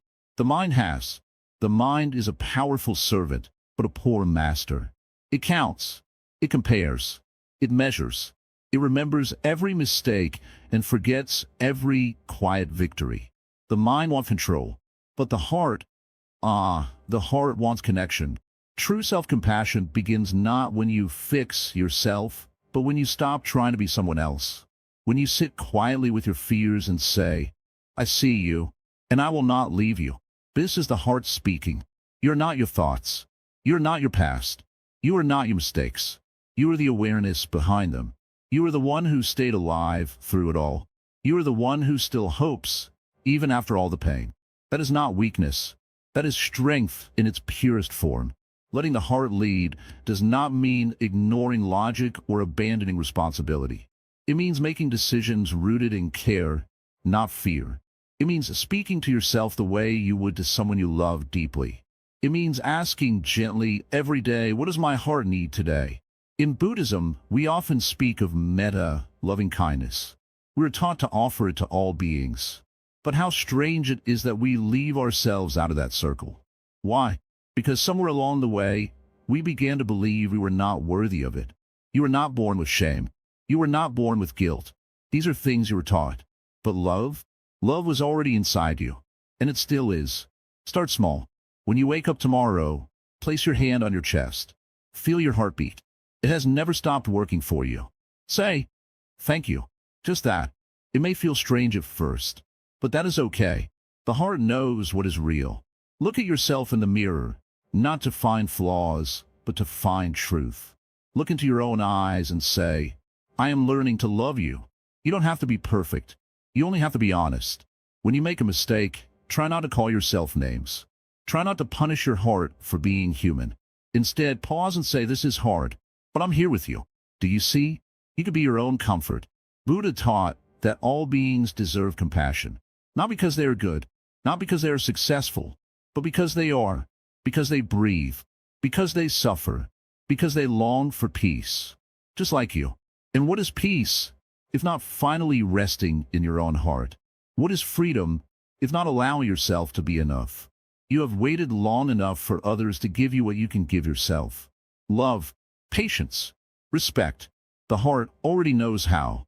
It only needs to be trusted. So trust it. Let it lead, even in small moments. When you feel sad, place your hand where it hurts. Breathe. Whisper, it's okay to feel this way. When you feel joy, do not hold back. Let it bloom. Share it. Not for praise, but because joy multiplies when it's free. Letting the heart lead also means forgiving yourself. Yes, you made mistakes. Yes, you said things you wish you hadn't. But holding on to that pain won't change the past. Only your love can do that. Only compassion can carry the lesson and release the weight. You are older now, wiser. You know that life is not just about achievements. It's about peace, about meaning, about being able to sit with yourself without judgment. And you can. You truly can. Even now, especially now. So let this be the moment you stop fighting yourself. Let this be the moment you take your own hand and say, come with me. Let's begin again. Because the most sacred journey you will ever take is not out into the world. It is inward, toward your own heart, toward the love that has been waiting for you all along. You don't need permission. You don't need to earn it. You only need to be willing. Willing to be soft again. Willing to open. Willing to love. Let your heart speak now. Let it whisper what the mind forgot. Let it guide you home. Non-attachment to perfection, embracing flaws gracefully. Perfection is a dream many chase their whole lives. They try to be the perfect parent, the perfect spouse, the perfect worker, the perfect version of themselves. And yet, that dream often turns into a burden, a weight they carry without even realizing. A quiet pressure that says, you must always do more. You must always be better. You must never make mistakes. But the truth, my dear listener, is something else. In Buddhism, we do not worship perfection. We do not strive to become flawless. Instead, we walk the middle path, where balance matters more than achievement, and where peace is greater than performance. Have you ever watched a bird with a broken wing still sing? Have you ever seen a tree with bent branches still give shade? Nature never waits to be perfect before it gives. It simply is, and in that being, it becomes beautiful. So why must we humans, who are also part of nature, force ourselves to become something we are not? Why must we hide our scars, our sadness, our slips, our softness? Who taught us that being flawed makes us unworthy of love? We are born complete, not because we are without fault, but because we are whole with our faults. To love yourself doesn't mean you have no weakness. It means you no longer punish yourself for having them. There was once a potter who made clay bowls every morning. One day, his hand slipped, and a bowl cracked before it dried. He sighed and left it aside. But later, when he returned, He saw that sunlight shone through the crack in a way that made the whole bowl glow. That day, he learned what many take years to understand. Not everything broken is useless. Not every flaw is a failure. In Buddhist thought, there is no final point where a person becomes done or perfect. Even the Buddha, in his many past lives, stumbled and fell. Even he was once selfish, once angry, once blind to truth. But each time he got up, each time he looked inward, not to scold himself, but to understand himself. Non-attachment to perfection doesn't mean giving up on growth. It means giving up the belief that growth must be neat, smooth, and impressive. Real growth often looks messy. It is silent. It is slow. It happens when no one claps. It happens when you try again after failing quietly. There's a story of a monk who spilled water on the temple floor during meditation. He quickly rushed to clean it, ashamed. The master, seeing his panic, said, "You clean too quickly. Let the water teach you something before it's gone." That is how we learn, from the spills, the slips, the stains. If you think you must be perfect to be loved, then you have not yet learned what love truly is. Love is not given as a reward for doing everything right. It is given when we simply exist, breathe, try, and continue. When you hold yourself to perfection, you become stiff inside. You judge your every thought. You compare every move. You forget the joy of simply being alive. But when you loosen your grip, when you say, "I am enough," even as I try to grow, a softness enters your life. That softness is freedom. Buddhism teaches us to sit with our imperfection, not to hide it.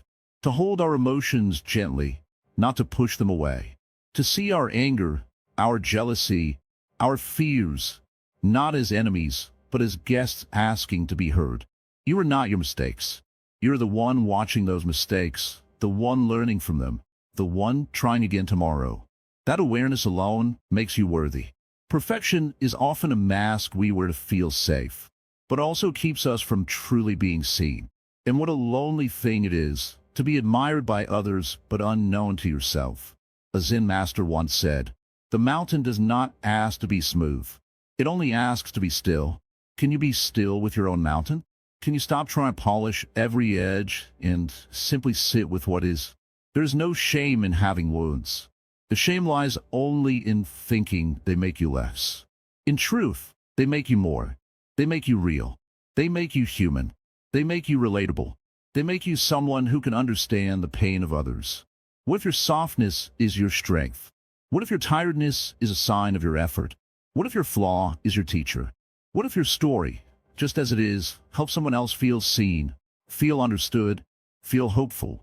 The way forward is not in chasing some perfect image of yourself. It is in sitting down beside your true self and saying, "I am here. I will not leave. Even if you're messy, even if you're tired, I am here." That is love. That is compassion. That is the path. So let go, just a little, not all at once. Just loosen the knot you've tied around your heart. Breathe. Let yourself be who you are today. Not who you were 10 years ago. Not who you think you should be tomorrow. Just who you are now. That is more than enough. And tomorrow, we begin again. Daily rituals of love. Small practices, big changes. Each morning, the sun rises not because we ask it to, but because it is in its nature to rise. Just like that, love must rise within us. Not just once in a while, but every single day. Not loud, not grand, but gentle, steady, and natural. You see, when people speak of self-love, they often imagine something big, a long vacation, a complete life change, a loud declaration. But self-love doesn't need a shout. It whispers. It shows itself in the smallest acts, the ones we often ignore. A quiet cup of tea made for yourself. A deep breath taken before rushing. A kind word spoken to your own heart when no one else is listening. Many of us have lived years giving everything to others. Time, attention, energy, care. We become experts in keeping others comfortable. But in that journey, we've often forgotten the simplest truth. We also need care.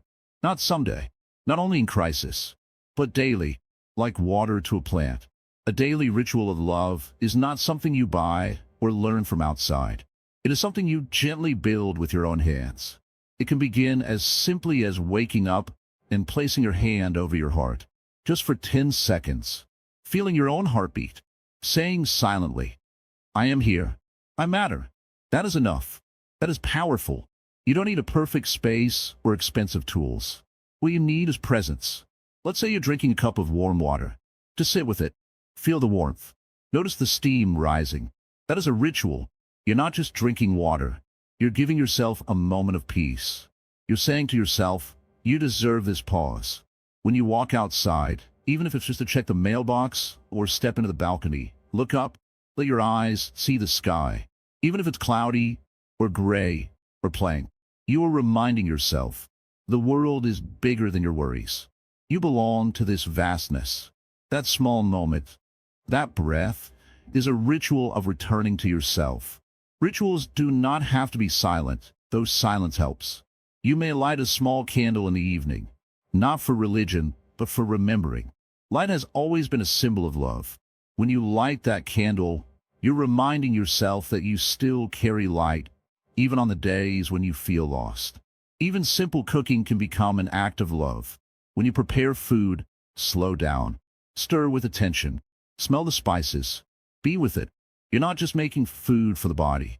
You are feeding your soul, gently telling yourself, I care enough to nourish you. One of the most overlooked rituals is how we speak to ourselves. Often, we speak so harshly to our own hearts, words we would never speak to a friend. I'm so stupid. Why can't I ever do anything right? Would you say that to your grandchild? To someone you love? Then why to yourself? Try this. Once a day, place your hand on your chest and say, you did your best today. I'm proud of you. Even if the day didn't go well. Even if you feel you failed. Speak it anyway. The heart listens. Over time, it starts to believe. Another simple ritual is to sit in silence for 5 minutes a day. No phone, no TV, no talking. Just you and your breath. Don't try to control the breath. Just watch it come and go. This simple act teaches your mind that you are safe, even in stillness. That silence is not empty. It is full of presence. When you make your bed in the morning, do it slowly. Smooth the blanket as if you were caring for someone you deeply love. You are. That person is you. These acts may seem ordinary, but they are seeds. Seeds of self-respect. Seeds of self-trust. Over time, these seeds grow into deep, lasting self-love. It's okay if some days you forget. It's okay if some days you're tired. These rituals are not tests. They're not rules. They're gifts. If you skip 1, or 2, or 10 days, simply return. The love will still be there, waiting. One beautiful practice is writing a short note to yourself. Not a diary, just a few lines.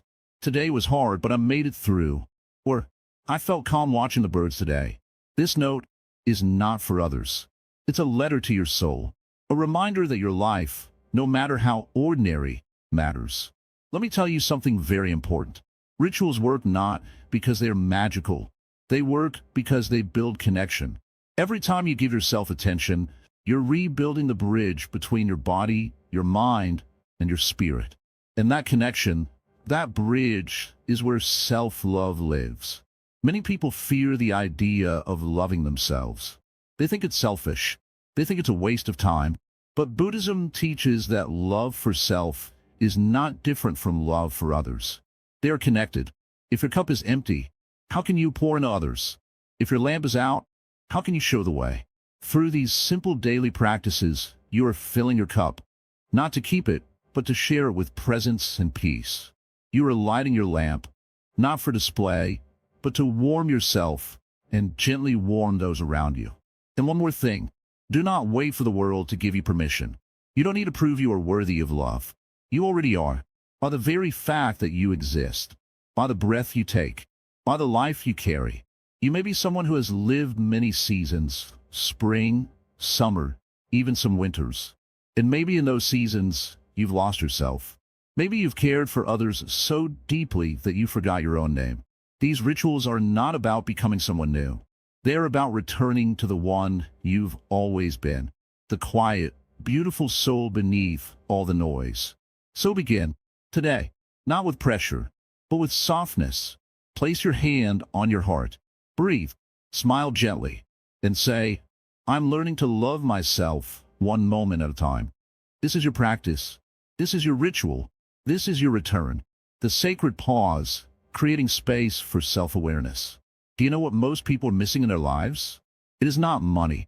It is not success. It is not even love from others. It is space. The quiet space between moments. A space where nothing is demanded. Nothing is expected. Where you are allowed to simply be. This space is not outside. It is not in your room or in the mountains or in the temple. It is inside you. But we forget it exists. From the moment we wake up, our minds start moving. Thoughts, plans, worries, memories. They all rush in like water filling an empty bowl. We check the phone. We start the chores. We answer people. We solve problems. And in all of this movement, we forget to pause. The sacred pause is a small, powerful stop. A stop that changes everything. Buddha taught us something very simple. When a mind is full, it cannot see clearly. And yet we live with full minds every day. No wonder we feel lost. The pause is not laziness. It is not avoidance. It is not wasting time. It is awareness. It is presence. It is love in its quietest form. When you pause, you meet yourself. You see the truth of the moment. You notice your breathing. You feel your body. You hear the sound of silence. And something inside you relaxes. In that moment, you're not your thoughts. You are not your past. You are not your mistakes. You are simply here. One moment of such pause can bring more clarity than hours of thinking. It doesn't take a long time. Even a few seconds are enough. Let's take one now. Close your eyes. Take a slow breath. Feel the air move in and out. Nothing else. In this stillness, notice something. Your heart has been beating for you since the day you were born. Your lungs have been breathing without needing to be told. Your body has been with you through pain, illness, joy, and fear. It has never left you. And yet, how rarely do we stop and thank it? How rarely do we stop and feel it? This is why we pause. Not for others, not for the world, but for ourselves. In Buddhism, we are not told to escape the world. We are told to see it clearly. And for that, we must create space. There is a word in Buddhism, sati. It means mindfulness, awareness. But more deeply, it means remembering. To pause is to remember. You are not a machine. You are not just a doer. You are life itself. You are not here to rush from task to task. You are here to experience being alive. Even a cup of tea can become a meditation if you pause. If you hold the cup, feel its warmth, breathe in its aroma, and drink it slowly. That is a sacred moment. The tea is not changed. You have. Most people wait for big changes. They think peace will come when the job changes, or the relationship changes, or when retirement comes. But peace is already available. It's just that our minds are too noisy to hear it. So create space. Don't wait for life to slow down. It won't. You must choose to slow down inside it. Breathe. Feel. Notice. That one breath can soften your shoulders. That one pause can prevent an angry word. That one moment of silence can change your entire day. And as you begin to practice this sacred pause, something gentle happens inside you. You start becoming friends with yourself. You no longer chase every thought. You no longer believe every fear. You no longer react to every emotion. You observe. You stay. You breathe. And slowly, the inner storm calms. Because storms do not last. Stillness is your original state. Before the world taught you to rush, to worry, to always be busy, you were quiet inside. That place is still within you. The pause is the door. You only need to walk through it. You might say, but I don't have time. Dear one, even in a life full of responsibilities, you can find one breath. You can find one pause between phone calls, between meals, before sleep. That one breath, if taken with awareness, becomes a seed that grows into peace. Buddha did not teach us to run away from life. He showed us how to meet it with presence. That presence begins with a pause. So, today try not to fill every empty moment. Let some space remain. Let the silence speak. Let the breath lead, because in that space, in that gentle pause, you will find something the world cannot give you. You will find yourself. And that, my friend, is the beginning of real love. When the body speaks, listening with love. Sit quietly for a moment. Let everything slow down. Can you feel your breathing? Just feel it. You don't have to control it. It's been happening since the day you were born. Your body has always been with you, always working, always speaking, even when you didn't hear it. Now, I want to tell you something very simple. Your body speaks to you every day. But the truth is, we often don't listen. We ignore the tightness in the chest when we're overwhelmed. We silence the tired legs that want rest. We push away the headache, the back pain, the tired eyes, and keep saying, I'm fine. I'll manage. Just a little more. And in this way, the body keeps talking, but we keep turning away. In Buddhist practice, the body is not just a machine. It is a teacher, a companion, a reflection of our mind and heart. It stores not only physical tension, but also emotional memories. That deep breath you take when you're sad, that's your body trying to release something. The tears that come when you least expect them, that's your body letting go of what your mind cannot carry anymore. Often, the pain you feel in your body is not just from lifting something heavy. Sometimes it's the burden of years of stress, regret, or grief. Sometimes it's the fear that sits in the belly or the anxiety that lives in your shoulders. The body remembers what the mind forgets. You may not have been taught to care for your body in this way. Maybe you were raised to keep going no matter what.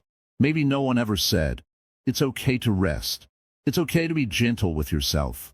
But now, you are old enough, wise enough, and brave enough to start listening differently. Ask yourself today, what is my body trying to tell me? That tiredness in the afternoon, maybe it's not laziness.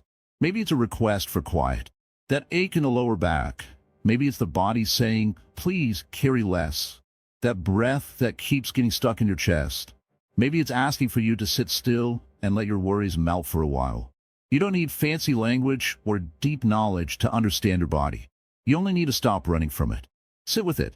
Feel it. Speak kindly to it. You might be surprised by how much it softens in return. Your body has taken you through years, decades of change. It has healed from wounds, recovered from illness, and kept going through sleepless nights, busy days, heartbreaks, and celebrations. And even now, no matter how old you are, it is still showing up for you. Isn't that a kind of love? In Buddhism, we are taught to be fully present. And presence doesn't begin in the mind. It begins in the body. When you walk, feel the earth beneath your feet. When you drink tea, feel the warmth of the cup in your hands. When you lie down to rest, notice the weight of your body being held by the bed. These are not small things. These are sacred moments. You may think, but my body is not what it used to be. I'm slower now, weaker. I have pains I never had before. Yes, that is true. Aging is real. But even in that change, the body is still speaking, not to frustrate you, but to teach you patience, to teach you humility, to teach you presence. The body is not your enemy. It is not something you must fix, fight, or feel ashamed of. It is the home of your spirit. And even if it is not perfect, it is still sacred. You see, most people only begin to pay attention to their bodies when something goes wrong. A sickness, a fall, a pain that won't go away. But what if we started listening before the body had a shout? What if we treated it like a friend instead of a tool? When the body is tired, let it rest. When it is hungry, feed it with mindfulness. When it is in pain, do not scold it, soothe it. Be present with it. Place your hand on the aching part and just be there. It may not cure the pain, but it will change your relationship with it. Many years ago, a monk once said, the body is a bell of mindfulness. When you feel pain, is the bell ringing, not to punish you, but to wake you up. And maybe this is the time to wake up, not just in your thoughts, but in your body. Sometimes we chase peace through books, teachings, temples, but forget that peace can begin in the body, right here in the breath, in the shoulders, in the spine, in the hands. These parts of you that work day and night, often without a single word of thanks. So, thank your body. Thank your feet for carrying you, your hands for holding so much, your eyes for seeing beauty and sadness, your heart for breaking and still beating, your breath for continuing, even when everything felt heavy. In Zen, we do not separate the body and mind. They are one. When the body hurts, the mind speaks. When the mind is troubled, the body responds. Learning to love yourself means learning to love both. And this love is not loud. It is not dramatic. It is quiet, gentle, real. It is in the way you sit down to rest without guilt, in the way you stretch your back without rushing, in the way you eat slowly, chew kindly, walk with care. Your body is not in the way. It is the way. So today, try this. Place your hand gently on your heart. Close your eyes. Say to yourself, "Thank you, body. I'm listening now." That is the beginning, and it is enough. Let your body teach you presence. Let guide you back home, the home you never really left, but simply forgot how to listen to. And now, you remember. Boundaries and belonging. Loving yourself through no. Sit with me just for a little while. Let the noise of the world soften. Let your shoulders drop. Let your breath slow down. Now listen deeply, not just with your ears, but with the part of you that has been tired for a long, long time. The part of you that has been saying yes to everything and everyone, while silently whispering no inside your heart. There comes a time in every person's life when they must learn this sacred truth. You do not have to earn love by breaking yourself. You do not have to overextend, overgive, or overflow to be worthy. You do not need to be everything for everyone. You are allowed to be enough for yourself. Many people confuse kindness with obedience. But the Buddha never taught us to lose ourselves for others. He taught us to walk the middle path. That means not too much, not too little. Not bending until we break. Not holding on until we collapse. Loving others, yes, but never by abandoning the love for our own self. How often do you say yes when your heart says no? How often do you agree just to avoid conflict? How many times have you let your silence speak a lie? That you are fine when really your soul is shaking. These quiet betrayals, done in the name of peace, do not bring peace. They bring exhaustion. Boundaries are not walls. They are doors. They let in love that is true and keep out what wounds us. A boundary is not a punishment. It is clarity. It is saying, I love you, but I love myself too. And this is where I end, and you begin. You can still be kind. You can still be loving. But you don't have to disappear. Sometimes the kindest thing you can say is no. A soft no. A strong no. A clear no. And you will feel guilt at first, because guilt is what follows years of self-neglect. But guilt is not the same as wrong. It is simply a sign that you're changing old patterns that were never meant to last a lifetime. The Buddha taught compassion, but compassion includes yourself. When you place everyone else above your own well-being, it is not compassion. It is self-erasure. And the world does not need more people who disappear for others. It needs people who are whole, people who are honest, people who can say, this is what I need, and mean it. You do not have to explain your boundaries to everyone. You do not need everyone to understand. Some people will not. That's okay. A boundary is not for them. It's for you. It is not a weapon. It is a practice of peace. It is a way of saying, I respect you, and I respect myself. You may fear being alone when you set boundaries.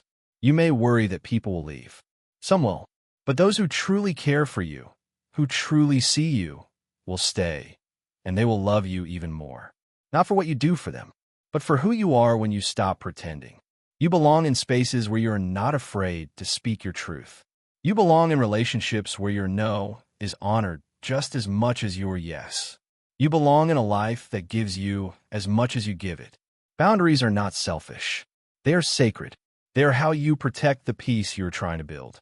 They are how you keep your inner garden from being trampled. No one waters a garden and then invites everyone to stomp through it. Why do that with your soul? Each time you say no to something that drains you, you say yes to something that fills you. You say yes to rest. You say yes to truth. You say yes to life. This is not rejection. It is redirection toward the life that truly honors you. You do not need to carry every burden handed to you. You do not need to fix every problem, calm every storm, or heal every wound that is not yours. That is not your path. Your path is to walk in truth, with kindness, but also with courage. Say no when you must. Say it softly, say it clearly, but say it. And then stand by it with gentle strength. You are not unkind for choosing peace. You are not rude for choosing rest. You are not wrong for choosing you. When we practice true self-love, we learn to listen deeply to our own needs. Not to be selfish, but to be sustainable. To keep giving, we must first be filled. You cannot pour tea from an empty pot. You must fill your own cup first and let it overflow with joy. Then give, not from duty, but from fullness. In Buddhism, we are taught that suffering often comes from attachment. Sometimes we are attached to being liked. Sometimes we are attached to being the helper, the fixer, the one who never says no. But to break free from suffering, we must release these identities. We must return to our center. Your worth does not come from how much you give. It comes from who you are. And you are enough. Even in stillness, even in silence, even in no. When you begin to set boundaries, you begin to trust yourself again. You no longer abandon your own needs for the comfort of others. You begin to live in alignment. You begin to breathe more freely. You begin to feel like yourself. Do not be afraid to disappoint others. Be more afraid of disappointing your own soul. It has waited too long. It has whispered for too many years. And now, it asks for your attention, not just your love for others, but your love for you. So walk gently forward, not with anger, not with pride, but with quiet clarity. Your life is not a service to others alone. It is a journey home, to your own heart, your own truth, your own peace. Let your no become your doorway to deeper love. Let it lead you to relationships that are real. Let it show you that you were never meant to carry everything. Only what's yours. Only what serves your soul. This is the way of gentle strength. This is the way of wise love. This is the way of the Buddha. And this is the way back to you. Karma and self-worth. Understanding your inner journey. Sit quietly for a moment. Breathe gently. Let your body settle like a leaf floating down to still water. In this calmness, we begin to understand something deeply important, something that many forget while trying to be everything for everyone. We begin to understand our own journey. You see, life doesn't happen all at once. It unfolds slowly, like the petals of a lotus. And just like that flower rises from the mud, your journey, every high and low, is part of a deeper movement. A movement of learning, healing, and becoming. Many people think karma is punishment. That if something painful happens, it must be because they did something wrong. But that is not the truth. Karma is not a hammer. It is a mirror. It reflects, it teaches, it balances. Karma is cause and effect, not blame and shame. Every thought you think, every word you speak, every act you carry out leaves a ripple, just like a stone dropped in a lake. These ripples return, not because the universe is cruel, but because it is fair. And more than that, because it loves you enough to help you grow. Sometimes, pain comes not as punishment, but as a lesson wrapped in difficulty. You might ask, why me? But perhaps the deeper question is, what is life trying to teach me right now? Even a broken heart holds the seed of awakening. Even rejection shows you where you are not meant to stay. Now, here's what many forget. Karma does not define your worth. You are not your past mistakes. You are not your past regrets. You are not the bad things that happened to you. You are not unworthy because you suffered. You are growing because you suffered. When a child falls while learning to walk, do we call them weak? No, we cheer them on. In the same way, life is cheering you on. Every stumble, every heartbreak, every loss, it is not a reason to believe you're failing. It is proof that you are moving, proof that you are alive. But you must stop punishing yourself for what has already passed. The moment is gone. It cannot be touched again. The only thing you carry now is your own thought about it. You are free to release it. Truly, just like a bird flying from your open palm. Let it go. Buddha once said, you, yourself, as much as anybody in the entire universe, deserve your love and affection. That includes all the versions of you. Yes, even the ones who made mistakes. Especially those, because they were learning, because they were doing the best they could with what they knew. It's easy to admire others and see only what we lack. But have you seen your own strength? You are still here. After everything. That alone is powerful. You've survived storms. You've loved when it was hard. You've stayed kind even when you were hurting. That is not weakness. That is deep, ancient strength. Often we wait for the world to tell us we are worthy. But the truth is, no one else can give you that. Self-worth is not something handed to you. It is something you remember. It is already within you, quiet and waiting, like a flame that never went out. When you sit with your own heart and stop trying to fix it, you begin to hear its whisper. And what it says is simple. I am enough. Not perfect, not always right, not always strong, but enough, just as I am. Your past actions may have created difficulty, but they do not cancel your light. You can acknowledge the past and still love yourself. You can grow without guilt. You can change without shame. That is real self-respect. That is real karma. Choosing new actions with love instead of reacting with fear. Every day is a new page. What you write now matters more than what was written before. And even if there are stains or tears in the pages behind you, they do not ruin the story. In fact, they make it richer. You don't need to be perfect to be at peace. You just need to be present, to breathe and say, today, I will treat myself with kindness. That small choice begins to rewrite everything. Karma is not here to trap you in guilt. It is here to set you free through understanding. It does not ask you to carry the weight forever. It asks only that you see clearly, learn gently, and move forward with care. So now, ask yourself gently, not with judgment, but with love, what small action can I take today to honor my own worth? Maybe it's resting. Maybe it's saying no. Maybe it's forgiving yourself. Maybe it's allowing joy without earning it. You deserve the same compassion you offer to others. You deserve to rest. You deserve to start over. You deserve to be spoken to gently, especially by your own thoughts. The more you return to this truth, the more you'll notice something beautiful. Life begins to respond differently. People around you soften. Peace visits more often. And your path, though still full of challenges, begins to feel lighter. This is karma at its highest form.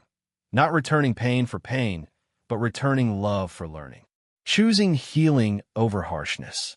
Choosing presence over punishment. Your story is not over. The next chapter begins now. Write it with the tenderness you've always deserved. The universe is not keeping score. It is keeping the door open. Walk through it with your head high and your heart whole. Not because you are perfect, but because you are worthy. Always have been. Always will be. Gratitude as self-respect, finding the gold inside. Come closer. Sit quietly. Let the noise of the world rest outside the door for a little while. In this moment, nothing is expected from you. There is nowhere to go, no one to impress, and nothing to achieve. Just you and your breath. Just you and the truth that you are here. And that, in itself, is a miracle. Today, let me tell you something soft, yet powerful. Something you might not have heard for a very long time. You have already survived so much. And yet, you keep asking yourself, what have I done that's truly worthy? You forget to notice the storms you've walked through. You forget the quiet patience you've practiced. You forget the love you gave, even when your hands were empty. But I have not forgotten. The path sees everything. The sky remembers. And so should you. What if I told you that gratitude is not just about saying thank you for life's blessings, but about deeply honoring yourself? What if I said that true gratitude begins inside, not outside? You see, the world has taught us to be grateful for food, shelter, people, money. Yes, these things matter. But there's another kind of gratitude that often goes unnoticed, the kind where you thank your own heart for still beating after all it has endured. The kind where you pause, take a deep breath, and whisper, I see you, to the part of yourself that has never given up. This is not about pretending everything is okay. This is not blind optimism. Gratitude is not ignoring your pain. It is, instead, recognizing that even pain has not broken you. Gratitude is saying, even though I fell, I got back up. Have you ever thanked yourself for continuing to care, even when no one noticed? Have you ever placed your hand on your chest and said, thank you for holding on? That is real gratitude, and it is a form of self-respect. In the teachings of the Buddha, we are reminded to notice what is here now, not a chase after what we wish was here. A true practitioner bows not only to the beauty in the world, but to the effort it takes to simply stay kind, awake, and loving in a world that can be harsh. You may feel like your life is ordinary, but it is filled with extraordinary acts of quiet courage. Getting up when you didn't feel like it, being there for someone when you were tired, listening when your own heart needed to be heard. These are not small things. Don't wait for others to appreciate you. You must learn to appreciate yourself first. Not in arrogance, but in honesty. Not in pride, but in reverence. Every scar on your soul is proof that you have lived. Every wrinkle on your face is the signature of time. Every gray hair is the thread of experience. Why hide them? Why hate them?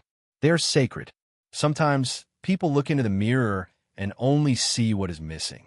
A line here, a mark there, something that could be better, smoother, younger. But the mirror of the Dharma teaches us to see differently.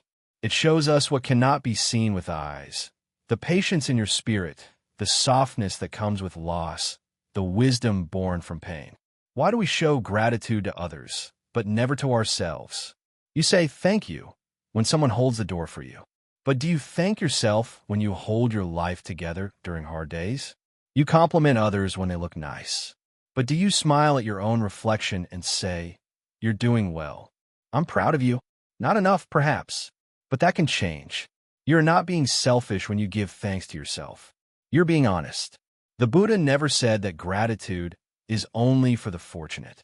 He said gratitude is for the mindful. And mindfulness means being fully present, even with yourself. Look around you now. There may be people who misunderstand you, who never say thank you. That's okay. Their silence does not define your worth. Begin with your own voice. Begin with your own heart. In the deepest part of yourself, find the voice that says, "I am grateful for the strength I forgot I had. I'm grateful for the tears I allowed to fall. I'm grateful that I never gave up, even when it was dark. I am grateful to simply be." Gratitude is not about pretending life is perfect. It is about honoring life as it is and still bowing with humility. Every time you feel pain, ask, what part of me is growing through this? Every time you feel alone, ask, what part of me is learning to stand beside myself? These are not just questions. These are the openings of a deeper understanding. There will be days when you forget, days when you feel tired, dull, heavy. That's okay. The practice of gratitude is not about feeling good all the time. It's about returning to your heart again and again. You can begin with something simple. Place your hand on your chest. Feel the rhythm of your breath. And say quietly, "Thank you, heart. You're still here. You're still trying. And I see you." This is a sacred moment. You are returning to yourself. In Buddhism, we speak of the 5 remembrances, one of which is that everything we love and will change. But within that truth, we also find this, that change gives us the chance to begin again. Gratitude is how we begin again, with gentleness. You are not broken. You are unfolding. You're not too late. You are right on time. You're not empty. You are full of experience. Give thanks, not only for what you have, but for who you are becoming. Respect begins with how you treat yourself in silence. Gratitude is the language your soul understands best. And when you speak it often, the world within you begins to heal. So, today, take a breath. Be still. Thank the body that carries you. Thank the heart that feels everything. Thank the soul that still whispers hope. You are worthy of your own kindness. And the moment you remember that, the gold inside you begins to shine again. The Dharma of enough, releasing the need to prove. Sit quietly for a moment. Breathe gently. Feel the weight of your body resting. You are here, and that, in itself, is enough. But somewhere inside, there may still be a voice that whispers, "You haven't done enough. You should be more successful by now. You should have made better choices. You should look better, be stronger, be wiser." This voice is not your enemy. It is the echo of many years of believing that you must keep proving your worth, through effort, through sacrifice, through struggle. It is the voice that grew louder every time someone praised you only when you achieved something, or when they compared you to someone else, or when they made you feel small without even saying a word. Many of us grew up with the belief that love must be earned, that peace must be deserved, and that rest must be postponed until we've finished everything. But when does everything get finished? We carry these burdens quietly. Even at this age, even after all we've given, we still chase after something. A recognition, a nod, a sense that we've done enough, that we are enough. And yet, in the teachings of the Buddha, there's a quiet truth. The moment you stop trying to become someone else, you begin to meet who you truly are. This is the Dharma, the natural law, the path of truth. The Dharma doesn't ask you to impress anyone. It doesn't measure your worth in gold, in applause, or in certificates. The Dharma simply asks, are you awake? Are you present? Are you kind to yourself and to others? So many people spend their whole lives chasing approval. They think, if I achieve this, they'll respect me. If I change this, they'll love me. If I fix this, I'll finally feel good about myself. But these conditions only move the finish line farther and farther away. Buddhism teaches us that suffering begins the moment we start believing that we are incomplete, and peace begins the moment we stop chasing wholeness outside ourselves. You're not a project that needs fixing. You are a being that needs gentle understanding. Look at nature.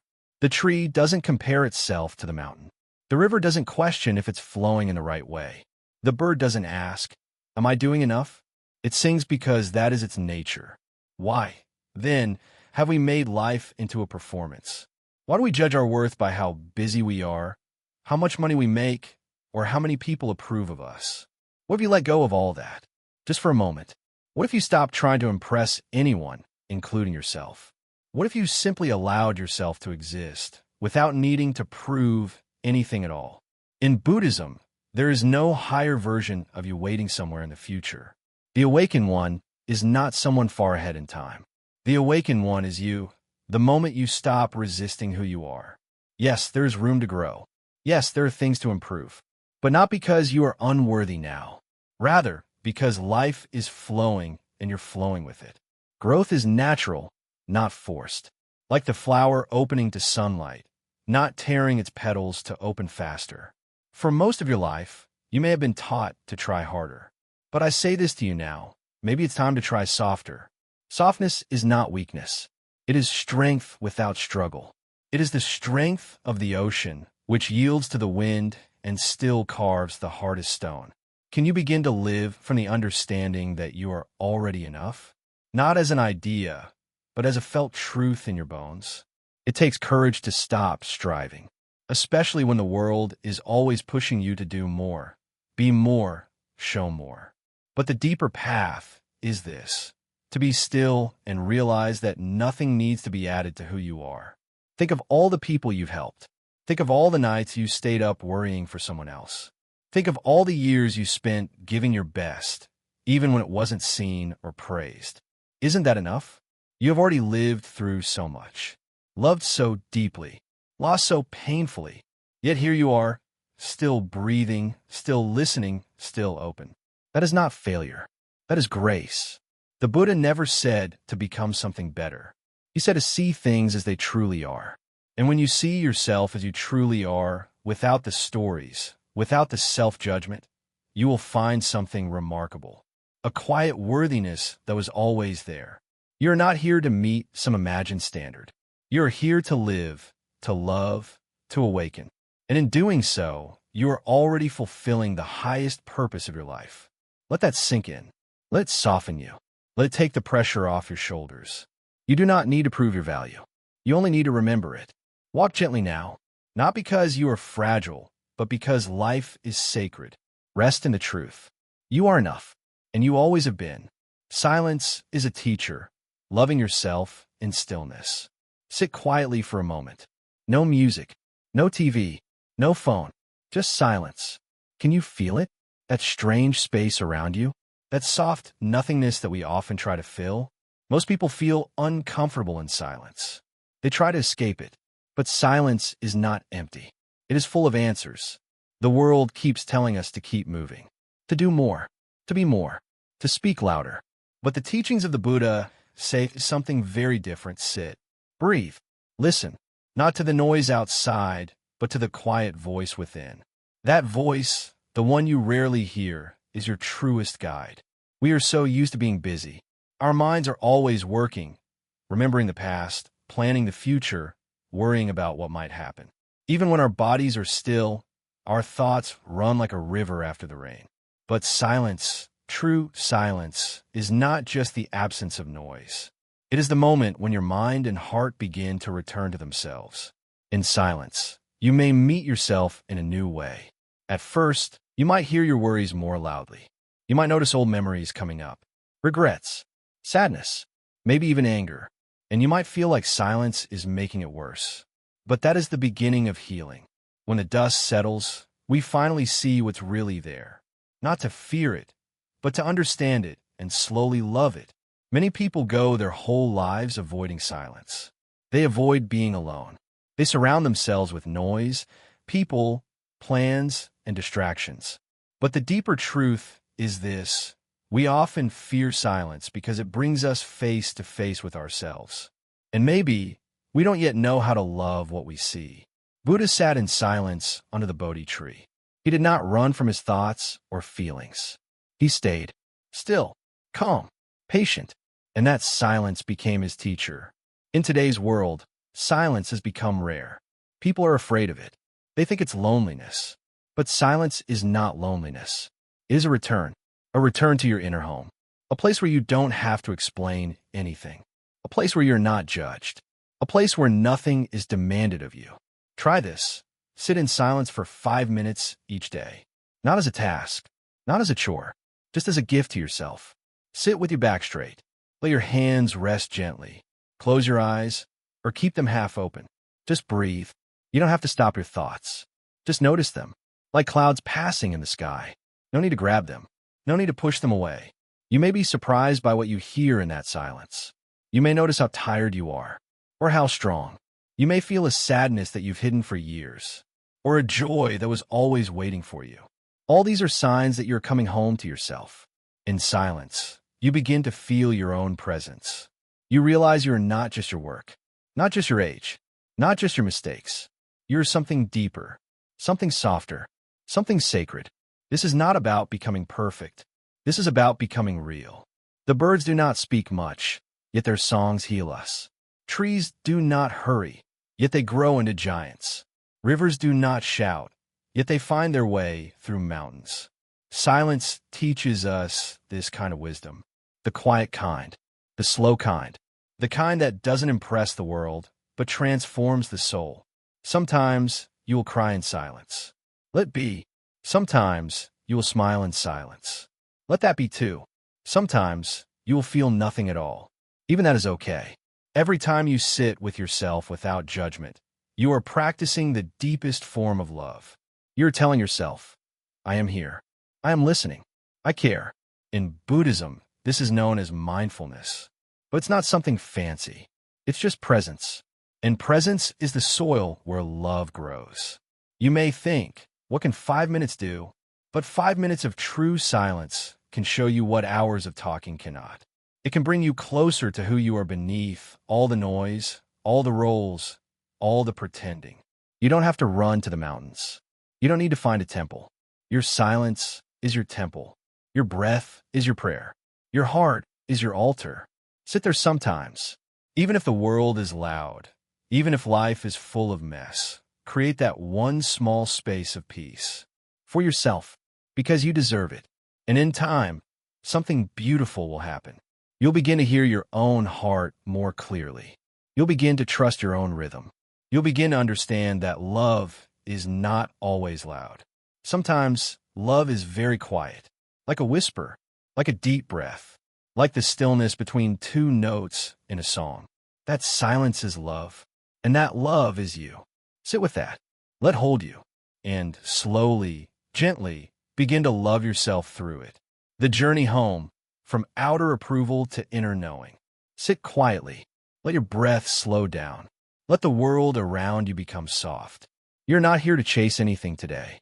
You're not here to impress, prove, or explain. You are here to come home to yourself. All your life, you've walked through many roles. You've been a son or daughter, a partner, a parent, a worker, a friend. You've fulfilled duties, met expectations, kept promises. And with each step, you looked outward for appreciation, for recognition, for love. You waited to be told, "You're enough," hoping it would finally quiet the restlessness inside. But the truth is, no matter how much praise you received or how little, it never stayed for long. The compliments faded, the achievements aged, the applause died down, and the question came back again and again. Am I truly worthy? You see, the world teaches us from a young age to search outside. It teaches us that we are only as valuable as our usefulness, that we must earn respect, that we must constantly become someone better, more successful, more likable. And so we run. We run towards status, money, appearance, approval. But somewhere along the way, you may have noticed this. No matter how far you run, the finish line keeps moving. Buddhism teaches that this endless seeking is a form of suffering. In Pali, it is called tanha, or craving. It is the thirst that can never be satisfied, because it is based on the illusion that something outside you will finally make you whole. This doesn't mean that relationships, work, or recognition are bad. Not all. But when your sense of worth depends on them, you become like a traveler who has forgotten their way home. You carry a map written by others, following paths that don't belong to you. But what if you stopped? What if you sat down, not in defeat, but in deep stillness?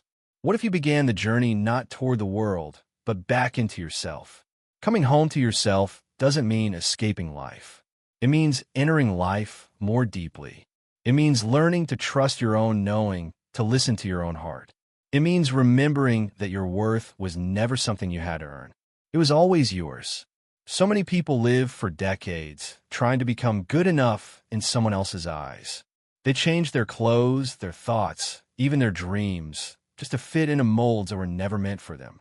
But there comes a time, usually later in life, when the soul gets tired of pretending. The outer noise becomes unbearable, and the inner voice, the quiet one you've ignored for years, starts to whisper louder. That voice doesn't speak in demands. It speaks in peace. It says, "You are already who you need to be." It says, "You don't need permission to rest, to feel, to simply exist." That voice is your true self. It has waited patiently through all the noise, through all the rushing. It is the soft center of your being. In Buddhism, this is the beginning of real freedom. Not the freedom to do whatever you want, but the freedom to no longer need constant approval.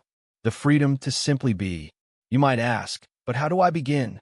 You begin slowly. You begin by noticing. Notice how often you criticize yourself. How often you worry about what others think. How often you measure your day by how much you did instead of how present you were. And in that noticing, do not judge. Just watch. Like the Buddha sitting beneath the Bodhi tree. Just observe. Then begin to return to yourself in small ways. Spend time in silence, even 5 minutes a day. Sit with your breath. Walk without your phone. Drink your tea without rushing. These simple acts bring you home. They remind your nervous system that safety does not come from outside approval, but from your own presence. Sometimes people fear this journey. They say, if I stop chasing, will I become lazy? If I stop seeking approval, will I lose connection? But the opposite is true. When you return to yourself, you become more alive. Your love becomes more real. You stop performing, and you start being. Others feel that honesty. They are drawn to it, because we all long to be around someone who is real, someone who is home within themselves. You may also find grief on this journey. Grief for the years spent trying to be someone else. Grief for the love you didn't give yourself. Let that grief come. It is sacred. It is the beginning of healing. As you travel deeper inward, you may find parts of yourself you once hid. Old memories, old wounds. But instead of pushing them away, try this. Place your hand over your heart and say, this too belongs. Nothing inside you is too ugly or broken for love. The Dharma teaches us that everything can be transformed. Even pain, even shame, even regret. When we stop waiting for the world to say we matter and instead whisper it to ourselves each morning, a powerful shift happens. We stop begging for scraps of love and begin serving ourselves full meals of care, respect, and tenderness. We stop clinging. We stop hiding. We stop apologizing for simply existing. Coming home is not a place. It is a way of being. It is when your inner world becomes as important as your outer world. When your silence is no longer empty, but full of meaning. When you no longer need others to tell you who you are. You're not a role. You are not a title. You are not your achievements. You are a living, breathing expression of life itself. And life does not make mistakes. As this part of the journey unfolds, you begin to notice peace where there once was tension. You begin to speak to yourself like a dear friend.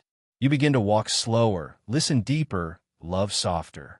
You begin to trust yourself, not the self built on ego, but the self rooted in presence. You stop asking the world, "Am I okay?" because you know the answer. You stop proving. You stop fixing. You simply become who you were always meant to be, at peace with yourself. And that is the journey home. Your sacred self, treating yourself like a temple. Come close and listen carefully. There is something within you that you may have forgotten. Not lost, but buried under the noise, under expectations, under years of giving to others and ignoring your own heart. That something is your sacred self, the part of you that has always been whole, even when life felt broken. This self is not loud. It doesn't demand attention. It waits, quietly, patiently, like a temple waits for someone to come and sit in stillness. And just like a temple, it holds peace. It holds strength. It holds truth. But let us be honest. We don't treat ourselves like temples, do we? We rush. We criticize. We blame. We carry shame from long ago like it's part of our skin. We expect ourselves to be perfect, even after all the storms we've walked through. We forget how sacred our breath is, how sacred our body is, how sacred our heart is, even when it hurts. A temple is cleaned, cared for, protected. We walk softly in it. We lower our voices. We light a small candle and sit with silence. But in our own lives, how often do we offer ourselves this kind of respect? When was the last time you sat with yourself? Not to judge, not to fix, but to honor.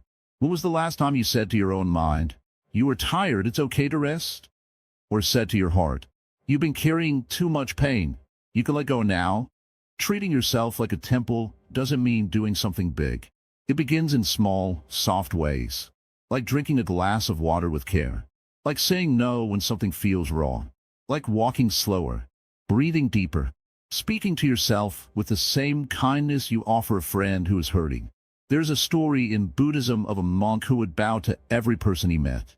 People asked him, "Why do you bow to even those who are angry or cruel?" The monk smiled and replied, "Because inside each of them, even if they cannot see it, there is Buddha nature. That same light, that same pure nature lives in you. When you treat yourself like something sacred, you begin to see that you're not just a person surviving life. You are life itself. You're not just the roles you've played, mother, father, worker, friend. You're the space in between all those roles. The space that has always remained. The stillness that has watched everything come and go. This stillness is not empty. It is full, with memory, with strength, with presence. When you begin to honor that part of you, you stop chasing love from the outside. You stop trying to earn worthiness. You realize you are already worthy, even before anyone approved of you. Think of a temple again. A temple is not valuable because of its decorations. It's valuable because of what it holds. In the same way, your value doesn't come from your success or beauty or how busy you are. It comes from who you are when everything else falls away. And who are you? You are awareness. You are compassion. You are breath and being. Even when you forget, even when you doubt, even when the world feels heavy, your sacred self remains untouched. To live like this takes practice, not perfection, just gentle remembering.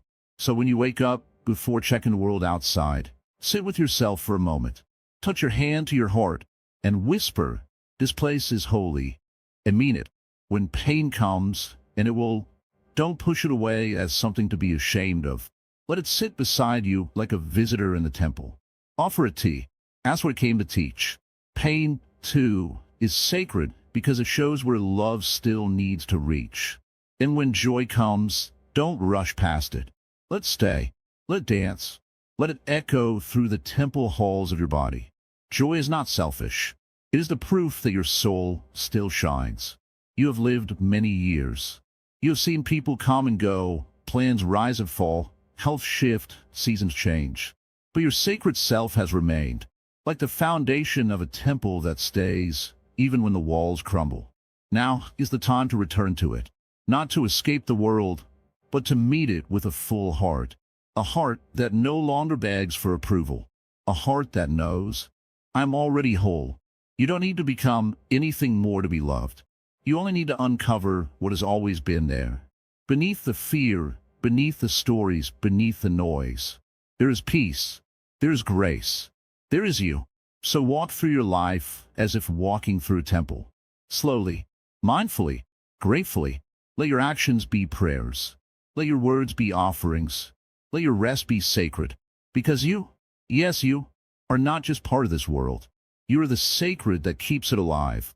And you always have been. Letting in love, allowing yourself to be cared for. You have walked far. You have seen many seasons of life. You have given love in so many forms. Maybe as a mother, a father, a friend, a partner, or even a silent helper. You have carried burdens without complaint, stood strong when others leaned on you, and kept your pain private. But now, stop for a moment. Be still. Ask yourself this. When was the last time you truly let love in? Many people, especially as they grow older, carry this quiet belief, I must be the strong one. And so they keep giving and giving and giving. But when someone tries to give them love, care, or comfort in return, they smile politely, say I'm fine, and turn away. Why? Sometimes it's fear. Fear of being seen too closely. Fear of appearing weak. Fear that if someone sees your needs, they might walk away. Other times it is habit. For years, you've trained your heart to be a giver, not a receiver. You don't know how to open the door from the inside anymore. And sometimes it's pain. Maybe you opened your heart in the past, and it was hurt. Maybe you trusted, and someone betrayed you. Maybe someone left when you needed them the most. And slowly, a wall was built, not out of anger, but out of survival. That wall may have protected you, but now it's keeping love out. In Buddhism, we learn that love is not only something we offer, it's also something we allow. The lotus flower, often used as a symbol in Buddhist teachings, does not bloom because it forces itself open. It blooms because it allows the sun, the water, and the air to reach it. It receives, and in that receiving, it blossoms. So must you. Letting in love is not about depending on others. It is about allowing your heart to soften again. It's about telling yourself, I am worthy of love, not because I earn it, but because I exist. Sometimes, this love may come in the form of a kind word, a gentle hand, a quiet cup of tea prepared by someone who cares. Sometimes, it's the friend who checks in on you when you least expect it, or the stranger who smiles at you with no reason. Do you notice those moments? Or do you brush them off, thinking you're not the one who needs them? But you do need them, not because you're weak, but because you're human. There is no age where love becomes unnecessary. The heart never retires from needing warmth. Just as a child needs to be held, the soul needs to be seen, accepted, and nourished at every stage of life. You may think, but I don't want to be a burden. This is the voice of old pain speaking. Love, when real, is never a burden. It flows. It gives and receives. It balances itself. When you allow someone to care for you, you are not taking. You are giving them the gift of closeness. You are saying, I trust you enough to be real with you. And that is a beautiful gift. To open yourself to love again, start with something very simple. Say thank you without guilt. When someone offers you help, receive it. Don't push your way with excuses. Don't say, you didn't have to. Just breathe in, smile, and say thank you. Let it settle into your heart. If someone compliments you, don't turn it away. Don't say, oh no, it's nothing. Let the words rest on you. even if they feel strange at first. In time, they will feel like soft blankets over old wounds. Start to notice when love is already being offered to you. Maybe your spouse leaves a cup of water by your bedside. Maybe your grown children check in, though they say few words. Maybe your neighbor asks how you are. These are not small things. These are pieces of love. Don't let them pass by unnoticed. Also, give yourself permission to ask for comfort. Yes, you can ask. You can say, "Can we talk for a while?" Or "Can you stay with me a little longer?" Or even, "I feel a little lonely today." These are not signs of weakness. These are signs of strength, the strength to be honest. In the Dhammapada, it is said, "If one holds oneself dear, let one watch oneself carefully." Loving yourself includes letting others in. It includes being held when you're tired, being heard when you're silent, being seen when you feel invisible. You're not a stone. You are not a wall. You're a living soul with a heart that still blooms. Many people say, "No one understands me." But have you let anyone try? Have you given anyone the chance to truly see you? The world has changed. People are busier, quieter, more distracted. But love still exists. You may need to speak a little louder. You may need to take the first step, and that's okay. Even the Buddha was cared for. In his final days, his disciples helped him walk, brought him water, held him as his body grew weaker. He accepted their care without pride or shame. He allowed himself to be loved. And that too was his teaching. Your journey is sacred. Your heart is wise. But it is still human. Let yourself feel what you need to feel. Let yourself cry when you must. Let yourself be embraced, emotionally or physically, when the time is right. There is no badge of honor in carrying everything alone. There is no shame in saying, "I need love." You've given so much. Now, it is your turn to receive. Not because you're falling apart, but because you're finally letting the sun reach your petals.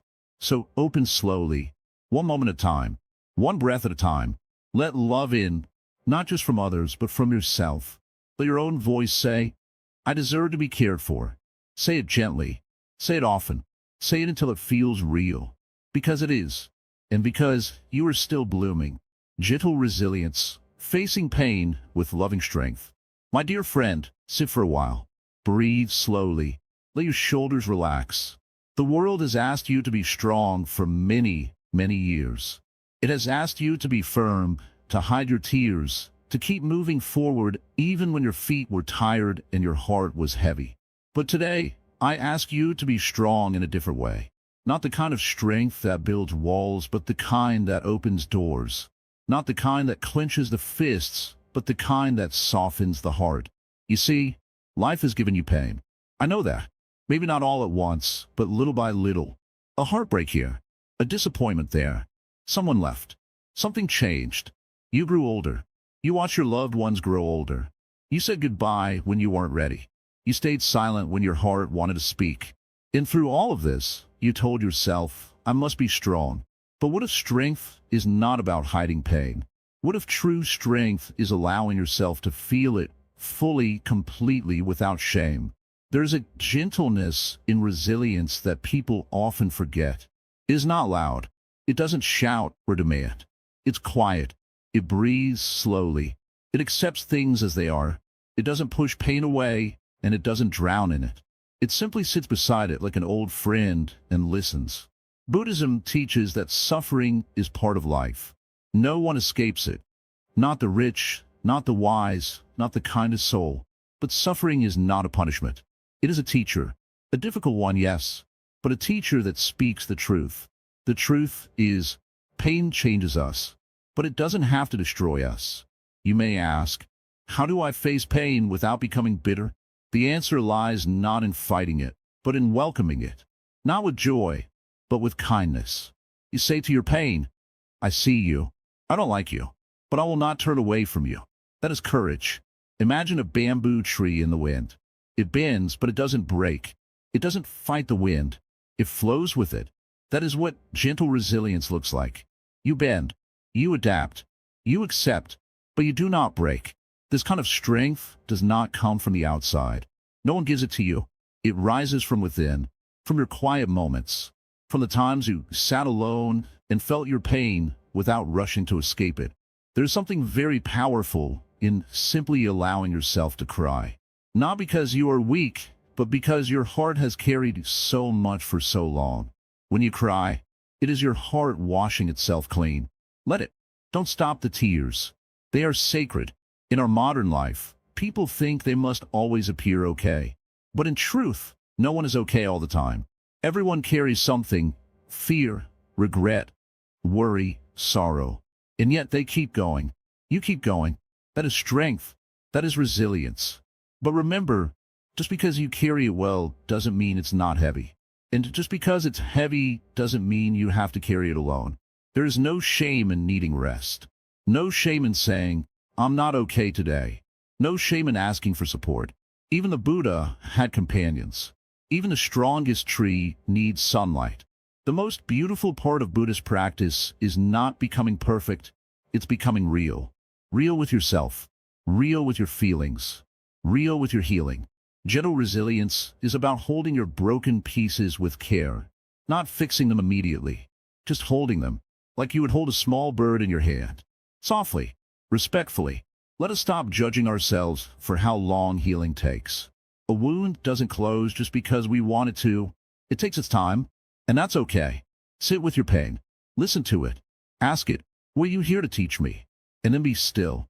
The answer may not come quickly, but it will come. And while you wait, be kind to yourself. Eat slowly. Rest deeply. Speak gently. You are not lazy. You are healing. Resilience is not about running faster. It's about walking at your own pace and still choosing to move forward. Even if it's one small step a day. Even if all you did today was survive, that's enough. Sometimes the most spiritual thing you can do is to stop forcing yourself to be okay. To say, "I am hurting," and still choose love. In Buddhist thought, even the lotus grows in mud. The mud is not the enemy. It's the very ground where beauty begins. So let your sorrow be your soil. Let your tenderness be your strength. Let your stillness be your answer. You are not broken. You are becoming someone deeper, someone softer, someone wiser. And remember, resilience doesn't mean never falling. It means rising again, each time, with more understanding, more compassion, and more love for yourself. This is not weakness. This is the strength of your spirit. Quiet, patient, unshakable. You are still here, still breathing, still becoming. And that is enough. Enlightenment begins within, becoming the love you seek. Sit with me for a while. Let's put the world down. Let's forget the noise, the rush, the demands of what we must be. Let's just be here, two souls under the same sky of silence. I want to tell you something today. Something so simple that it is often missed. Something so close that we forget to see it. All your life, you've searched for something. Maybe you didn't always know what it was. A sense of peace. A feeling of being complete. A place to rest without pretending. Some search for love in others. Some seek it in success, in approval, in achievement. Some wait for it from the outside world, hoping one day it will arrive and fill the hollow spaces. But let me ask you a quiet question. Have you ever turned within and asked yourself, what if I am what I've been waiting for all this time? In Buddhism, we are not told to become something new. We are told to remember what is already true. Beneath the layers of pain, beyond the roles you play, beneath the weight of age and memory, there is a stillness. There is a light. Not outside you, within you. You're not broken. You're not missing anything. You're not behind. You have forgotten your own face. That is all. And this forgetting has made you suffer. The love you seek, that quiet comfort, that steady presence, it was never in someone else's hands. It was never hidden in someone's approval. It was never waiting in the future. It was always within you. But because you didn't believe it, you looked away.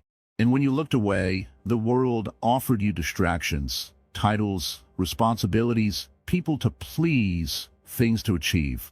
You gave yourself to everyone and everything, hoping they would reflect your worth back to you. But when they didn't, you felt unseen, unloved. So now, I ask you to return. Return not to a past moment, but to this one. Return not to a younger version of yourself, but to the part of you that has always been whole, even if you didn't see it. Close your eyes if only for a moment. Breathe. Feel your breath, like waves rising and falling. Nothing to fix, nothing to prove. Just you, just this moment. Can you feel that? That is your presence. That is what love feels like when it isn't dependent on anything else. It is soft. It is warm. It is still. We have been taught that love must be earned, that it is a reward, that we must be good, useful, perfect giving. But the Dharma, the truth, teaches otherwise. Love is not something you earn. It is something you uncover, like the sun behind clouds. It was always there, even in your darkest days, even when you spoke to yourself in anger, even when you felt ashamed of your past, even when you wanted to hide. That love never left. You did, and now you're coming back. You don't have to wait for someone to love you to feel worthy. You don't have to reach a goal to feel enough. You don't need more time, more beauty, more money, more approval. You need truth. And the truth is this: you are already the love you're seeking. Buddha never taught us to chase happiness. He taught us to end suffering. And what is the deepest suffering? It is the belief that we are not enough, that we are separate from life, that we are not lovable unless we meet a certain standard. The path of awakening is not about becoming better. It's about becoming real. And when you become real, you start to feel your own heart again. You begin to listen, not to the world's voice, but to your own silence. That silence says, you matter, just as you are. You don't have to fix your past. You don't have to heal overnight. You don't have to always be strong. You just have to begin treating yourself with the same kindness you've always given others. That is what enlightenment looks like. Not fireworks, not a perfect life, not an escape from the world, but a quiet moment in which you stop rejecting yourself. A gentle breath where you say, maybe I don't need to become someone else to be loved. It begins within. Always. When you look in the mirror now, I ask you to stop searching for flaws. Instead, see the tired eyes that have cried and hoped and tried. See the hands that have held others, the back that has carried responsibilities. See the heart that still beats, still longs, still believes. This is not weakness. This is sacred. This is not failure. This is human. This is not the end. This is the return. The path back to yourself is the greatest journey you'll ever take. And it leads not to a place, but to a realization. You are the light you've been trying to find. You are the love you thought was missing. Sit with that. Let it soften the hard parts inside you. Let it melt the voice that says you are not enough. You're not too late. You're not too much. You are not invisible. You are already what you were looking for. Now walk gently. The path ahead may be quiet, but it is filled with truth. And truth, once known, does not let us go. Let hold you now. Let walk with you from this day on. Not because you have changed, but because you have remembered. Full circle, living self-love, sharing your light. Let me tell you something very simple. If you've come all this way, if you've listened, read, or reflected through each part of this journey, then you've already taken the first and most powerful step. You showed up for yourself. And in this noisy, rushed, and demanding world, that alone is a rare act of love. You may not realize it yet, but something inside you has changed. Not loudly, not with fireworks, but quietly, gently, like a soft breeze through an old tree. Something has shifted. You spent your whole life loving others, worrying about others, taking care of everyone else. Maybe nobody ever taught you how to turn that same love inward. But here you are, learning what it means to love yourself, not with pride, not with ego, but with honesty, presence, and kindness. You see, loving yourself doesn't mean thinking you're better than others. It doesn't mean ignoring your mistakes or pretending everything is perfect. Loving yourself is very human. It is to sit with your own silence and still feel safe. It is to accept your past without punishing yourself again and again. It is to forgive yourself for not knowing what you didn't know before you knew it. This entire journey, through Buddhist wisdom, has never been about becoming someone else. It's been about remembering who you truly are, returning home to your own heart. You're not broken. You never were. Yes, life has hurt you. Yes, there are things you regret. But even the lotus must rise through the mud to reach the light. You too have risen, slowly, strongly. And now, you carry that light. Think about how far you've come. You now understand that compassion is not only something to offer to others, it's something to offer yourself first. You've learned that peace is not found in the future or in the approval of others, but in the stillness of this moment. You've practiced letting go of perfection. You've begun to speak more gently to yourself. You've allowed old pain to breathe instead of hiding it. You stopped chasing love outside and begun discovering it within.